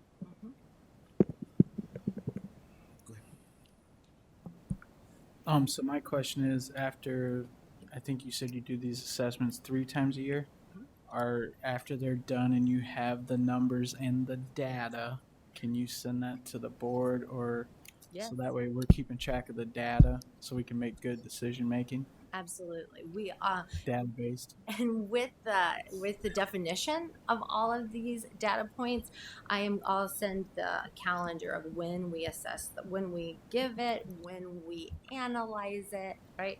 And when that is shared with all of our attendance centers, all of our schools. I would just add there was a key word that Corey mentioned. You have to analyze the data. Data, they're just numbers. Right. But what are those numbers tell a story? And it's very important for our team to be able to tell the story that the data is presenting. So it's just not a function of emailing the board data points without having an understanding of what this means, good, bad, or indifferent. Indifference, not the right word, but good, bad, or Right. that analysis is critical to that data conversation. Okay. And then my other question, so do you take previous year's assessments and say they were in third grade, now they're in fourth grade, and do you kind of follow that to see if it's getting better and we're able to get all that data as well? So when we analyze the screening data, for example, we'll use the analyzing and reporting our data template. It's called an AROD, and we'll look at cohort data. So you're looking at students in kindergarten last year versus how did they do in first grade. So we'll look at that, but we also look at grade level across years, because that gives you a good measurement of if you change your curriculum, if there's a practice that you're putting into place, the best practice of accelerated learning, is that making an impact from year to year, just looking at the grade level, but we also track student cohort data. Are you able to also, I'm sure you do break it down by building, like which buildings might be more effective, I guess, and maybe it's the way that they're presenting it or teaching in that, and then use that as the model, I guess? So within that AROD form, and we do that with teachers, with principals, so there's teams that analyze the data. We're looking at it by school building, by cohort, right, across the district, but also by subgroups, right? So we're looking at how are our EL students doing on those screeners, how are our students with IEPs doing, how are all of our low SES students, our high SES. So we're breaking it, and that's even broken down at the building level as well. I'm sure you guys break it down like by the student. So like if a student went to a different, they transferred schools or something, then you would be able to track it by that.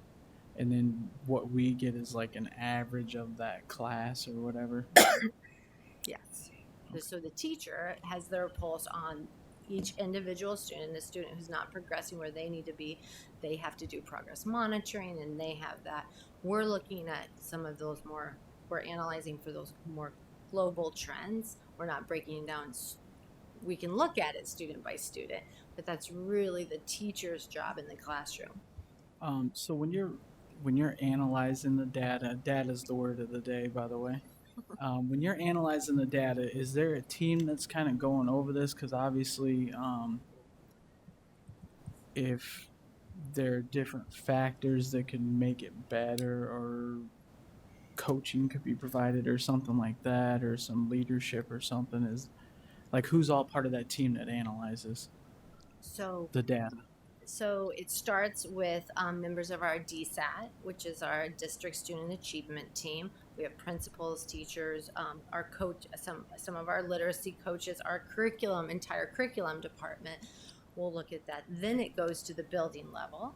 They'll look at their data. They then take it to the teachers. The teachers are analyzing it, making adjustments as necessary to what is needed in the classroom. So a great example is class-wide interventions is a best practice, and we've been doing that for 3 years. When our students at the class-wide level are below 60%, a class-wide intervention happens instead of just an individual student by student, because that says that something needs to be changed at a class level. So did that answer your question? Yeah, I was just looking for a lot of data. Okay. I appreciate that. I guess my last thing, I appreciate you answering all these questions and giving me all this data. And I like the fact that you're able to look at it and analyze the data and figure out a corrective action plan if you need it. And I think I covered all my bases, data and corrective action plans. So thank you. And if I may just add, just to sort of maybe fly up a little bit higher altitude in terms of how we look at the data. Typically you'll see data in terms of national norms, where our students are compared to either their grade level cohort. You see that quite often, for example, in ACT is a perfect example. But we also have learned as educators over the years that growth data is so critical. So just that standardized norm-driven data isn't enough, because it just places you within a benchmark of where everyone else is. But at the same time, we know that from an individualized perspective of students, if we grow a student 3 grade levels in reading, but they're still behind in reading, that's still a significant accomplishment if we can grow them 3 grade levels in a year and move that forward. But we also do growth norms also. We know how much students should be growing, so that as we think of a framework for how to present this data to the board, we'll talk about how our students are performing in a normative way compared to other students, but we'll also talk and spend a great deal of time about growth, because as educators, that's what we do. We grow students from point A to point B, and our job right now, especially in an environment where we have,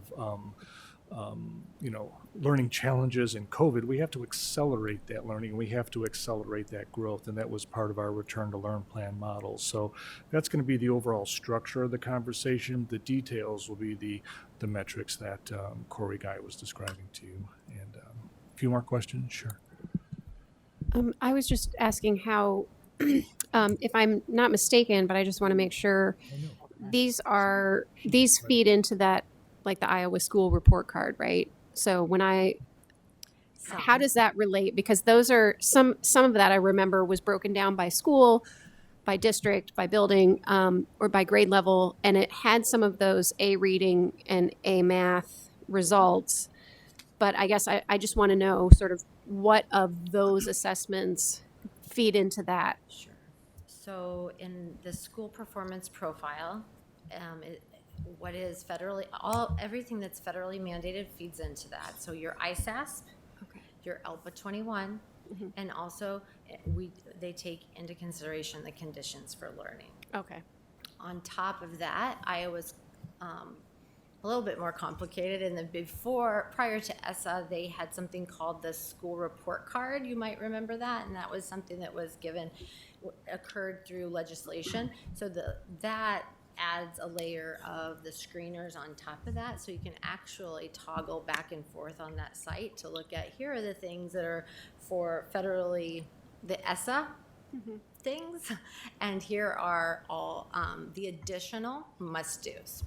Okay. Is the best way to say that. So within that, there's some things with attendance, teacher retention rates. You might remember some of those from the state report card. Okay, thank you. Linda? Corey, I have a couple of questions for you. With all of this information and data being available, a couple questions. I know the benchmark is 3rd grade. With that, it seems like we would be able to catch this earlier and do something to close the achievement gap. So with the things that are going on, like with the pre-K and the kindergartners, is there something in there measurable that we can kind of target and look to see what's going on with them and prevent some of this from happening rather than waiting till 3rd grade? Absolutely. So that's part of the analyzing and the data and looking for those trends. Is there something happening in kindergarten over the years as a cohort to ensure that the right universal instruction happens first in the classroom, and then students who need interventions get those interventions. So that's why we do the screener 3 times a year. In fact, it's this week for all of our hybrid students are taking those screeners, and our online students will take it in the following week. So we have that information so that teachers have it early and can be proactive, right, in their approach to what students need in the classroom. Okay, with some of this starting in 18, what's your estimate on about how long it would take that we can actually see some results from what's taking place? So you mean the screener is occurring now? Right. You said that some of this started in 2018-19. With those tests, like projected, how many years would it take before we can actually see the growth in students? So we have seen some growth in students over the last two to 3 years. We've seen us go from 60% to almost 70% proficient, right? In certain areas, we've seen proficiency rates increase on ISAS. It's always in analyzing the data, ensuring that it is this implementation that's making that growth, and let's continue to do that implementation because that's where we're seeing the growth. Just giving the assessment, it doesn't do much other unless you're acting upon that assessment and prioritizing what needs to happen. Okay, with everything that's going on, I guess, with all of this technology that we have, I would really love to see some decline in that gap, here soon rather than it lingering on. And I guess my last question here is, what are the subgroups for this data, and how's it broken down, and who comprises these teams? Okay, so when the data is analyzed, we break it down by, like I said, English language learners, students with IEPs, male, female, and then race and ethnicity, and low SES. Okay, thank you. Director Schneider? Just a quick question. You had talked about assessments that are following students, say, from third grade now to fourth grade to fifth grade.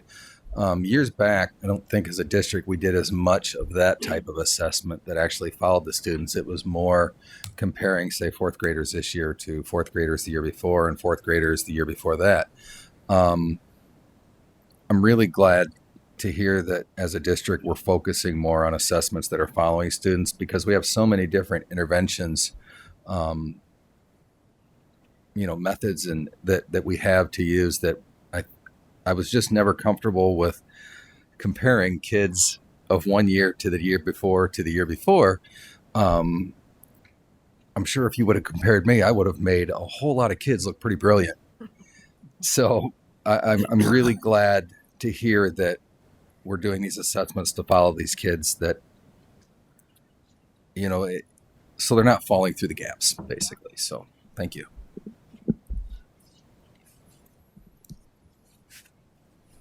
Anything else? Director Gosa? Don't say that. That was my first word. No. Along the lines with the assessments, and then after you analyze it, and if you need supports, what all supports are available? I'm going to ask for gen ed and special ed to help raise the assessment scores for the second time, and then from the second time to the third time they're tested throughout the year. So let me jump in and answer that question. It's dependent on what the need is.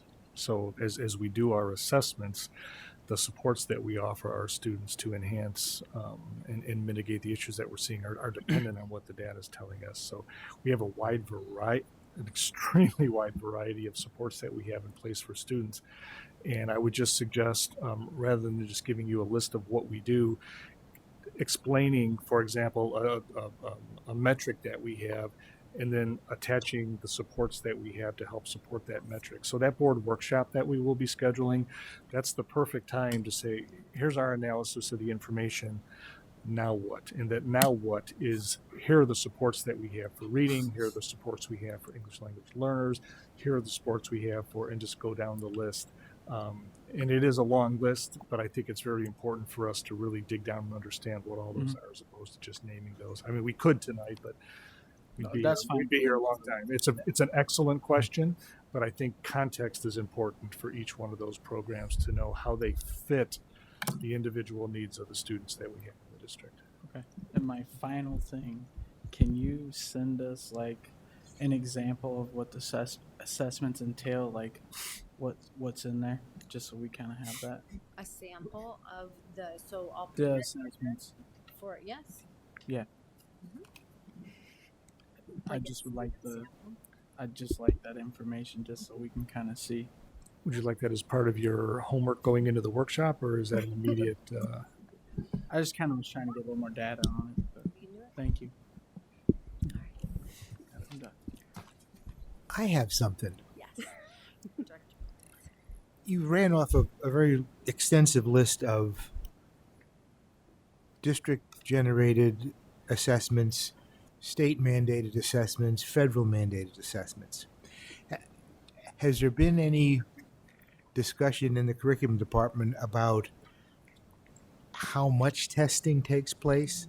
How much, I mean, is there any data? Is there anything that how much time does a student spend in the course of the year being assessed? And are we assessing a necessary amount or an excessive amount? And you know, that's, I don't have an answer for that. I just remember my time at senior, we were spending lots of time giving tests. Lots of time giving tests. So we have analyzed that, the amount of time an assessment. So an example is we used to give a reading and a math in kindergarten. Well, those kindergartners didn't need to be taking an online assessment, adaptive assessment, 3 times a year. We had early reading, and that was sufficient, and the teachers had observation data that they were using. So that's an example of us kind of weeding the garden, right, about what is really necessary to give students the interventions that they need and the supports that you were referring to, Director Gosa, and when, you know, this isn't necessary. Okay, thanks. Okay, we'll move on to an update on the return to learn plans. Thank you, Mr. President.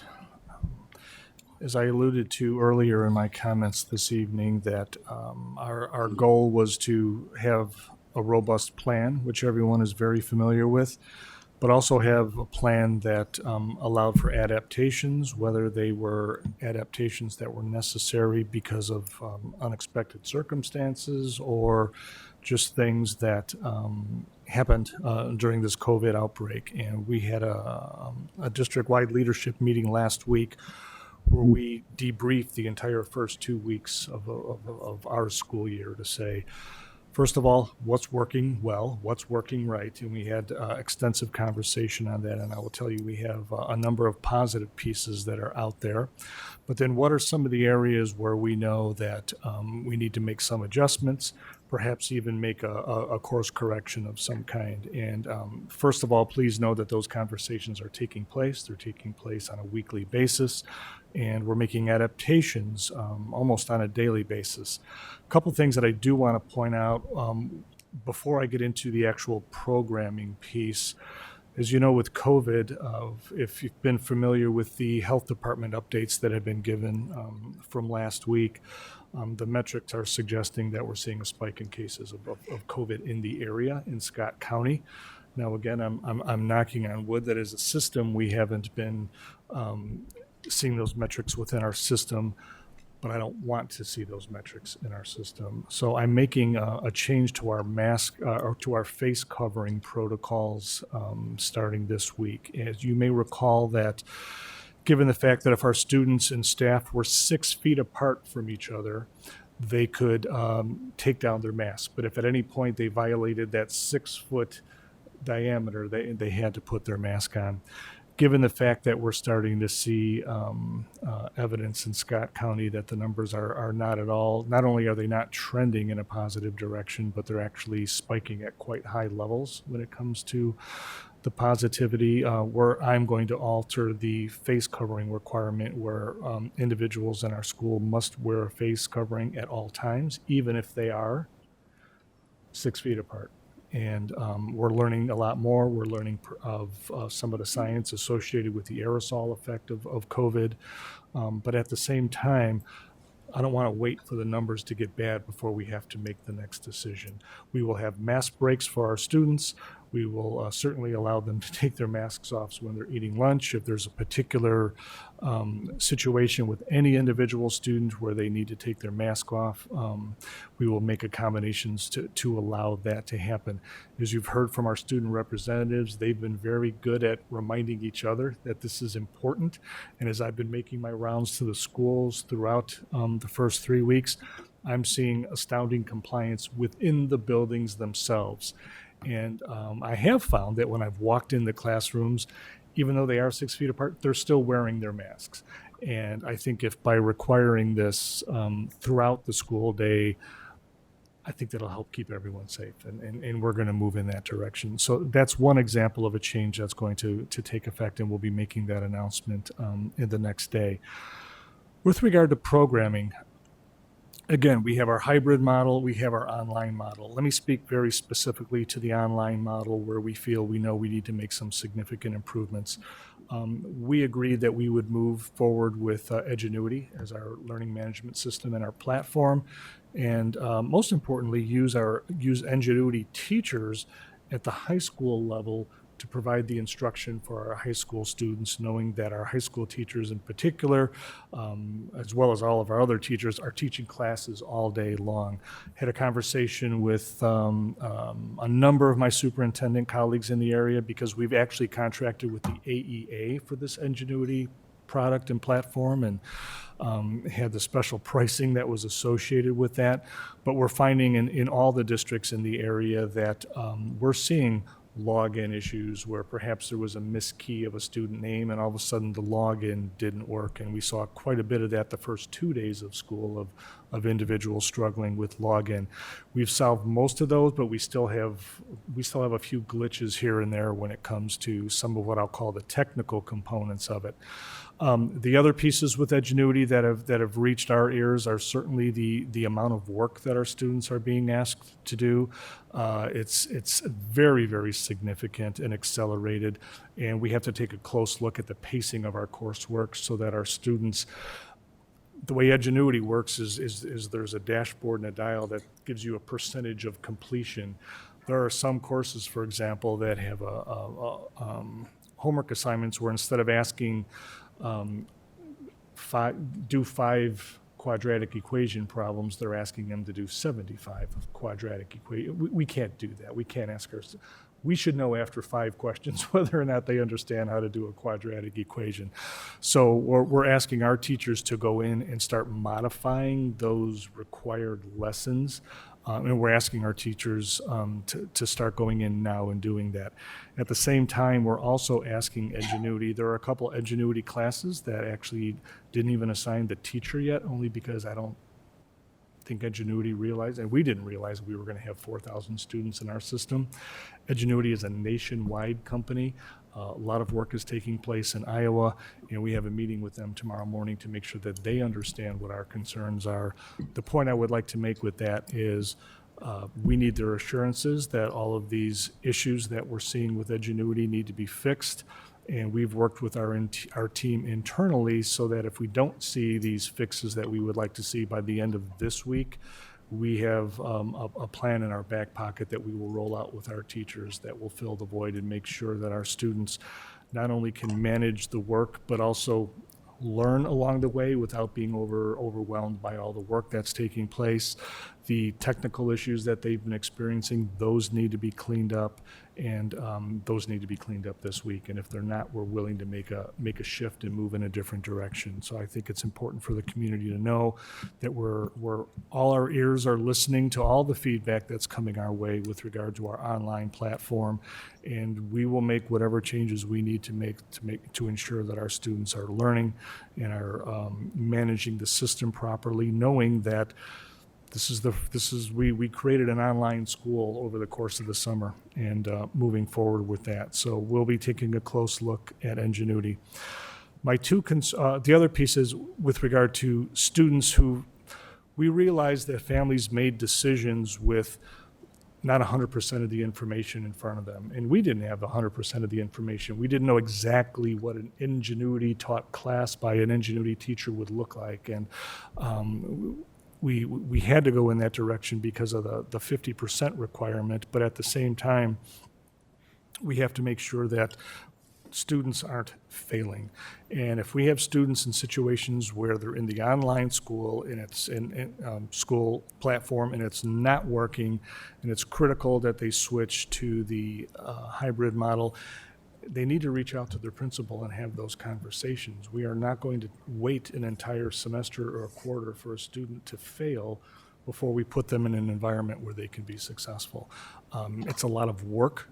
And if there's mass movement, that's why we asked our families to commit. But I will commit to our families by saying that if we have situations where students are just absolutely struggling in any particular platform, as an educator, it's our responsibility to put them in a learning environment that they can succeed, and we will continue to do that. And I want the parents to take comfort in knowing that they can have those conversations with their principals. We'll do everything we can to rectify any particular issue. But once we've tried a number of steps along the way, if things for whatever reason aren't working, we'll shift gears and make them work, just to make sure that our students are achieving. Final two pieces that I have, and I was so glad that we had our students here this night, because what's been on my mind is not only the cognitive aspects of what we're doing and making sure that our students can learn in an environment that is entirely new to them, that they've never experienced before, but their social, emotional, behavioral health was so critical to our conversations over the summer, knowing that students hadn't been in school for 6 months.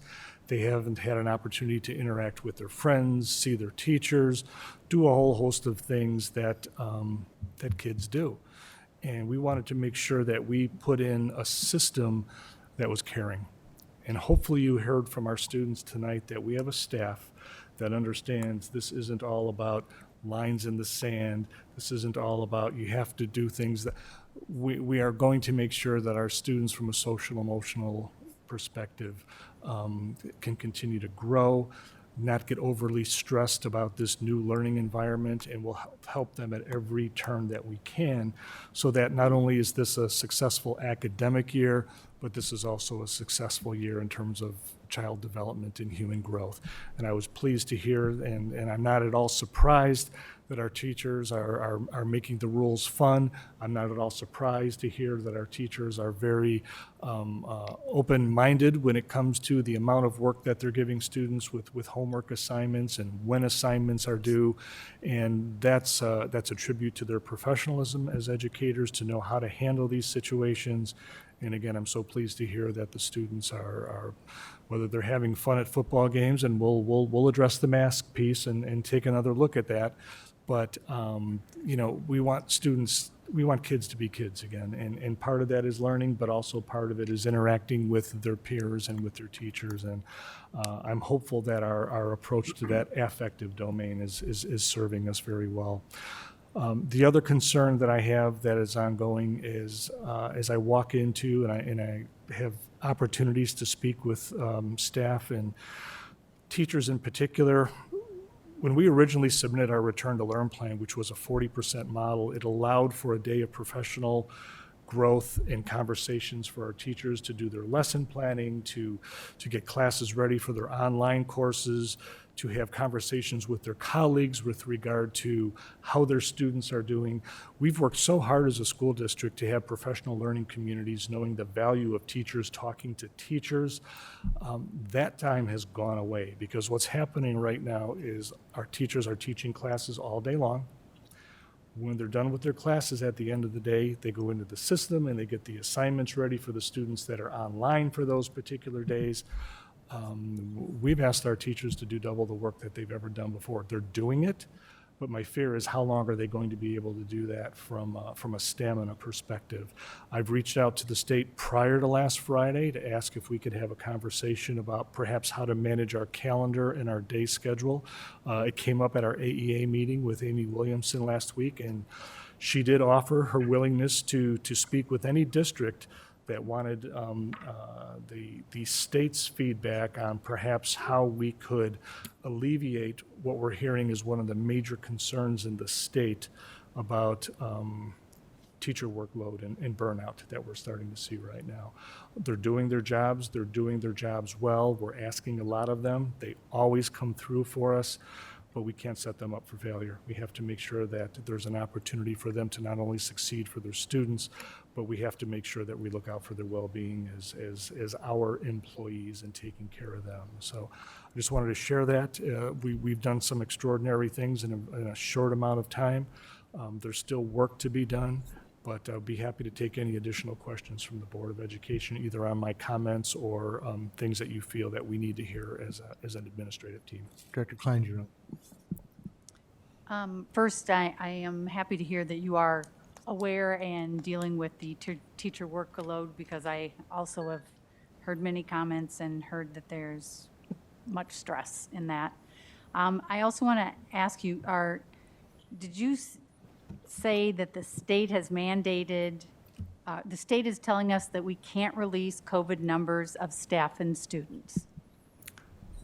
The state has told us not to do that. And they told us not to do that because there's the risk of potential identification of who those individuals may be, especially in a situation such as ours where the numbers are so small.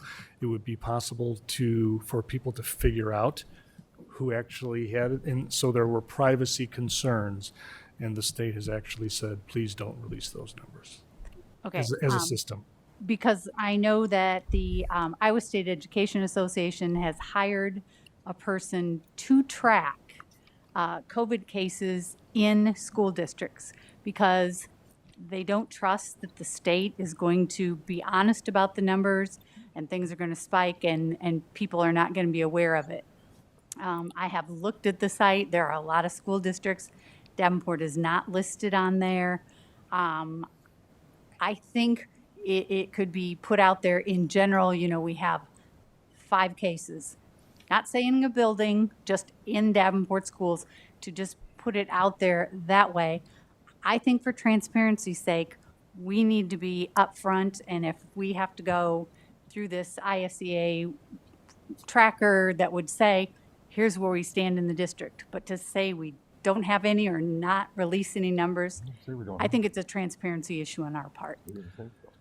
I don't disagree, but then that puts me in a rock and a hard place when I have a Department of Education that recommends that we don't put out this information. Do you see what I'm saying? Well, Recommends but didn't mandate it, correct? I'm just saying, because other districts are putting it out there. I interpret recommendations as mandates. Director Snyder? I have a question in regards to the masks, like in the classrooms. Have we found, or has there been any discussion on how that's affecting like instruction? Are teachers allowed to drop their masks when every one of us has spoke here at the table tonight and we've all dropped our masks so that we're clear. I would hope that we're giving our kids the same courtesy so that they can. We were. That was part of the protocol. Our teachers, as well as our students, when we say masks, I'm gonna use the generic term face coverings. We saw a couple individuals tonight that had the face shield. Those are perfectly acceptable. We know we have teachers that are more.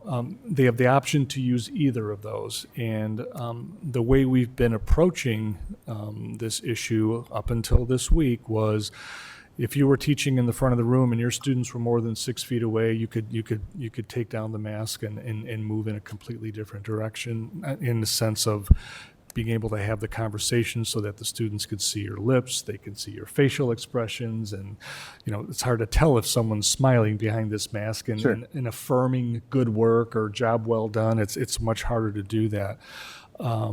So the difficulty is coming in right now in terms of the science. The science is suggesting that perhaps there's an aerosol effect in terms of the COVID virus lingering in a space longer than they thought it would be. And if you move into that space, perhaps it's perhaps a little bit more risky. Again, I'm not a scientist. I'm just listening to what they're saying. But I'm very proud of the work that we've done to keep people safe in this district so far, and I want to maintain that as much as possible. And I don't want to wait for the issues to pop up. And we're going to ask teachers and we're going to ask students to find a face covering that suits them and to wear that when they're in our buildings. And I'm going to ask the board that once we enact this rule later in the week, that we abide by that also. I know, Dr. Beck, you're the scientist of the group. Is there anything that I misspoke of with regard to of science so far? And I don't mean to lean on you, but Not that I know of, although I'll be honest, I haven't done a search or an update on what the most recent mask suggestions are in about 2 weeks. So they could change. But as far as I know, we are finding out that 6 feet and masks is better than Right. 6 feet only, so. Correct. Good question, though. Very good question. Director Gosa? I drop my mask because some people read lips. That's why I do it. My other question for the return to learn part, and I did make a board request on this that'll get read here in a little bit about sending out a survey to students and parents as well as staff to find out what things are working and what aren't. So obviously we can improve that stuff. I have a high schooler doing the ingenuity, and it is a crap load of work that gets put on him, you know, and he does sports, obviously, so he's worried that he's not going to be able to play, so he's spending all of his free time doing all that. My question is, where are we at with that zero term from making up the stuff from last year's? Are all of our students on track at completing that? Do we know? So when you say on track, I mean, we've offered the credits. Some of our students that are on the ingenuity, the 4 classes have been too much, and so we have offered to those students to drop a course or 2. They're supposed to be consulting with their counselor to make sure it's not putting them behind from a graduation. We've got some extended time on zero term. If you are in ingenuity, you can go past the actual end of the term to continue to work on those courses.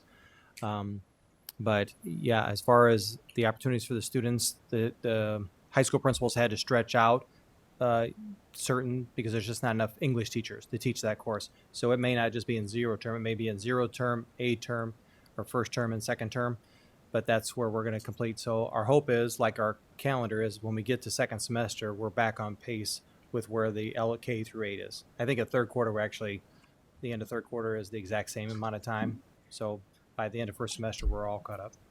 So, and with the ingenuity thing, they can, instead of doing the 4, they can drop down to 2, right? Yes, that's what we offer to our students. Okay. I hope my son's not watching this, because we told him he had to do all 4. We didn't even give him the option to drop down to 2. And again, several of our students are being extremely successful. We talked about the 700 and some that don't have a teacher assigned to them. When we were talking about it with the curriculum, many of those students are actually doing quite well in those classes just on their own. That's how talented they are. It's just the kids that are, really struggling because they're not getting feedback. And what is the percentage of participation? Is everybody participating, or do we still have people that do we have students that are not participating? We do, actually. We just, Corey Guy earlier today sent me a list of the students who have showed absolutely no participation and maybe a course or a topic. And so we're reaching out. That's a conversation. The principals are listening today. That's an early conversation tomorrow with the high school principals, especially about reaching out to those families to find out, is this a course that you're just not wanting to continue in, or is this a barrier? I mean, we've been doing that for the last 3 weeks, but we're really drilling down in as deep as we can to try to find, these last group of kids for some reason that's just showing they're not moving forward on some of the ingenuity courses. Okay. It is a little overwhelming. With the conversations I've heard from, again, I brought those associate principals in, is just when you open that up, it shows 271 assignments. Well, the one assignment is a 90-second video, but you don't know that when you're looking at that. You're looking at 271 assignments like, I can't do this course. Whereas once you get in, some of those are very quick. I mean, you move through, but you got to open everything up. I mean, it's daunting to look at. I know. That's where all these gray hairs came from. So they will reach out to the student. Are you finding with the students that aren't participating, is it more of a high school level, or is there more numbers in like K through 6, 7th and 8th? I could get you those numbers. I wouldn't want to comment on that right now, just because we've spent so much of our time has been invested getting everybody enrolled and all of the breakdowns in the system. That's just been it so now the real choice of, does somebody want to come back, which is we've talked about this change week window where people are coming back from the online, that'll happen the second week of October, to kind of offer to families, okay, is this working out for you? Do you need to come back into hybrid? And of course, our hybrids can go to online, but we're really just trying to continue through our mentors, our success coaches, talk to those families and continue to reach out to them. So I can get the statistics for you, but I don't have that off the top of my head, no. If you can get that, that'd be great. And then my other question, I think it's probably gonna be a Gary Sloat question. I have heard some parents say that MediaCom won't even come in certain areas and hook up internet. Have we ran into that issue? And if so, how is that being resolved? I'm unaware of any place that MediaCom has not had activity in regards to hooking them up for the internet. I've had a couple of addresses presented to me, and when we checked on it, no, we deliver service to that. That's not a problem, so we can get there. There are people who are not in a current MediaCom area, and in that case, we extend MiFi unit to those people. Okay, you can use those little Wi-Fi. Yep. Okay.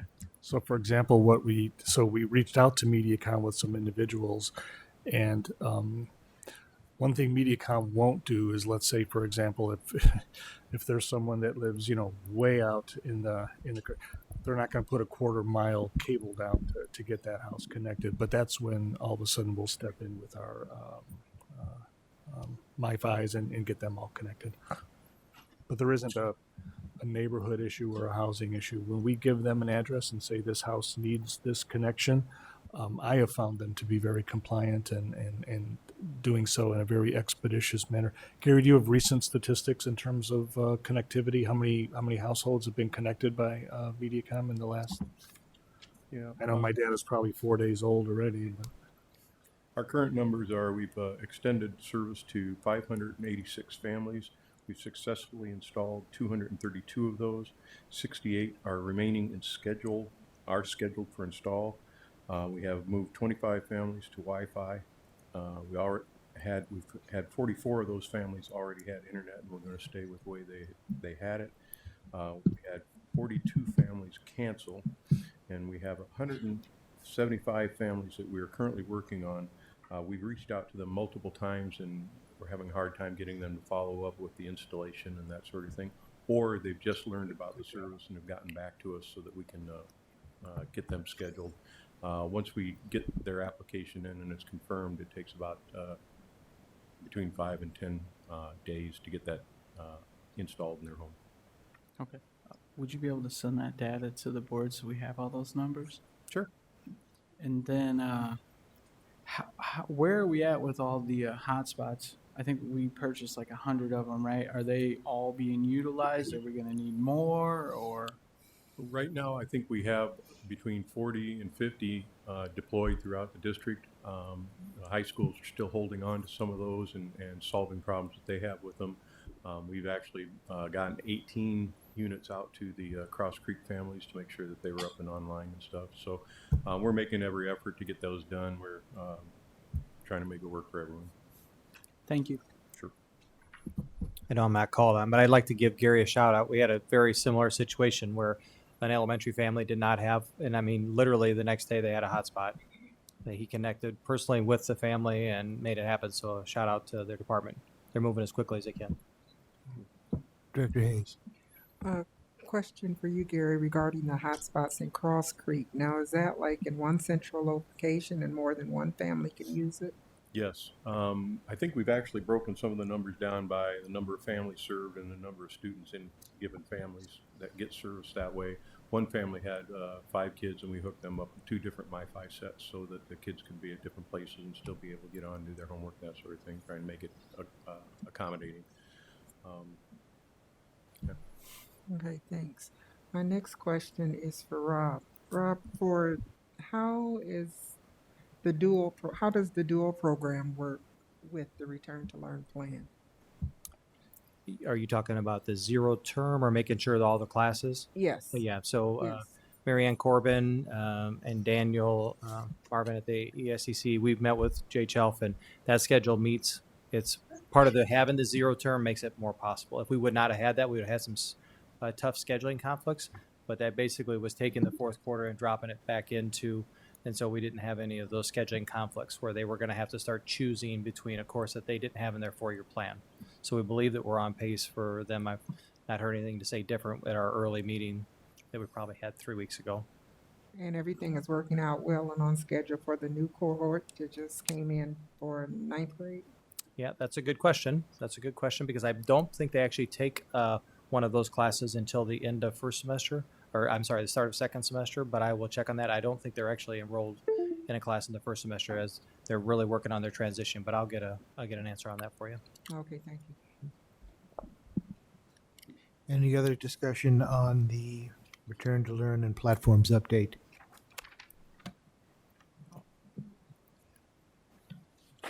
Director Gosa. The AP classes, those are only available in person and not on the online option, right? Zero term. Yeah, Corey, can you step up? I mean, just because I want to make sure, because we've been back and forth on this as far as how we're going to be able to offer this. Because I think some of the surrounding school districts do offer, so I just wanted to make sure we're. So in our return to learn plan, we added a 0 term to recoup lost learning time from last year.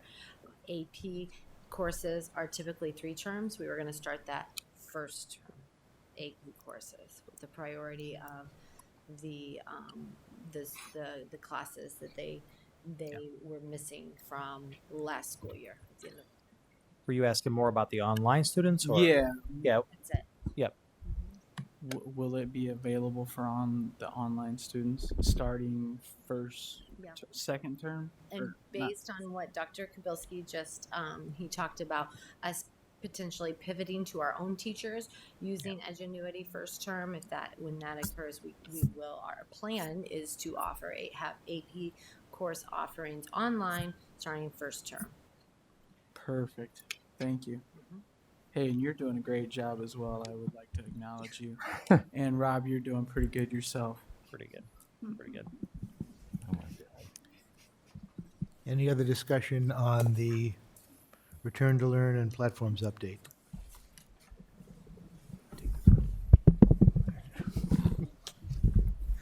Okay, board requests.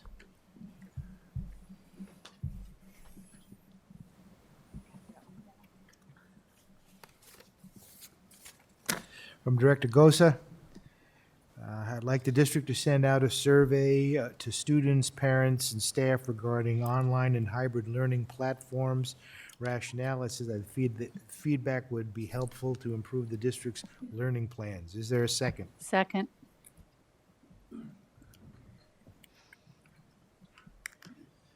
And when do you want this?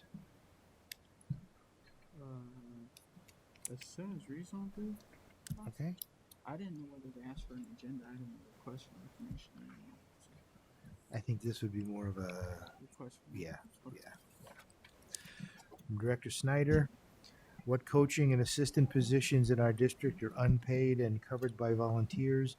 What's our policy, administration regulations, and dictates how many kids it takes before a team needs to have an assistant? This is an information request. The rationale is studies show that when students are engaged, they do better in school. We need a fair and equitable system for saying our coaches and assistant coaches. I feel the value of our students in these programs. We should support them by asking for volunteers. Is there a second? Second. Oh.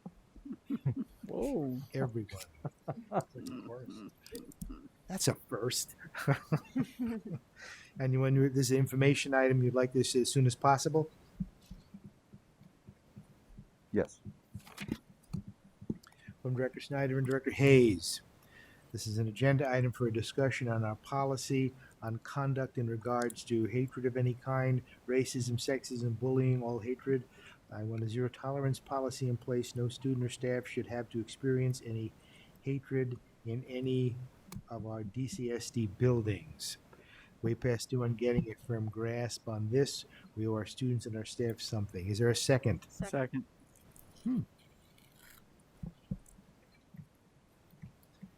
This is an agenda item, so I'm assuming as soon as possible. Dr. Klein Jerome, This is an agenda item, have a board presentation about the TAG program, how students qualify, curriculum, numbers of students, etc. We need to be informed about student achievement in this area is often overlooked. Is there a second? Second. Oh. Man, train's leaving the station. Would this be okay as a committee of the whole item also? I'm sorry, is what? It's a committee of the whole presentation also, not Yes. necessarily That agenda would be- item? Yes. Okay. We'll put ASAP on that. Dr. Klein Jerome would like Gary Sinclair to create a list of 15 or 20 areas where the board could make budget cuts for both this year and or next. No areas are off the table, but would hope many of the options would have the least impact on students. The list should be shared directly with the board. We will be experiencing unforeseen expenses, and we need to look at ways to keep the budget not only this year, but next year in the black. We also need to start discussing budget issues by November and not at the last minute. Is there a second? Second.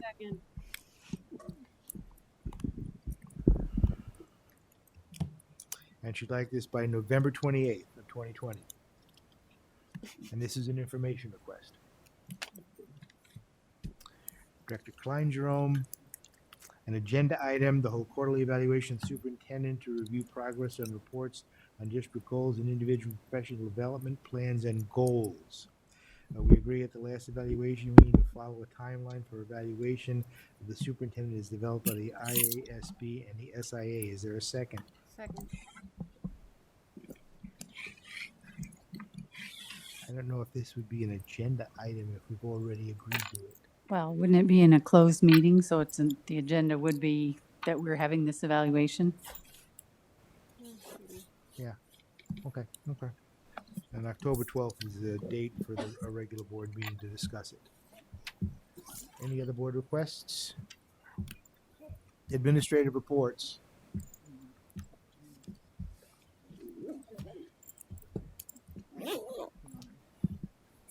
We have no additional reports, Mr. President. Chair will entertain a motion to adjourn. So moved.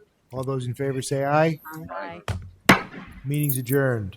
Hey, where'd that guy go that said he was gonna be in the back of the room to talk to everybody? He left after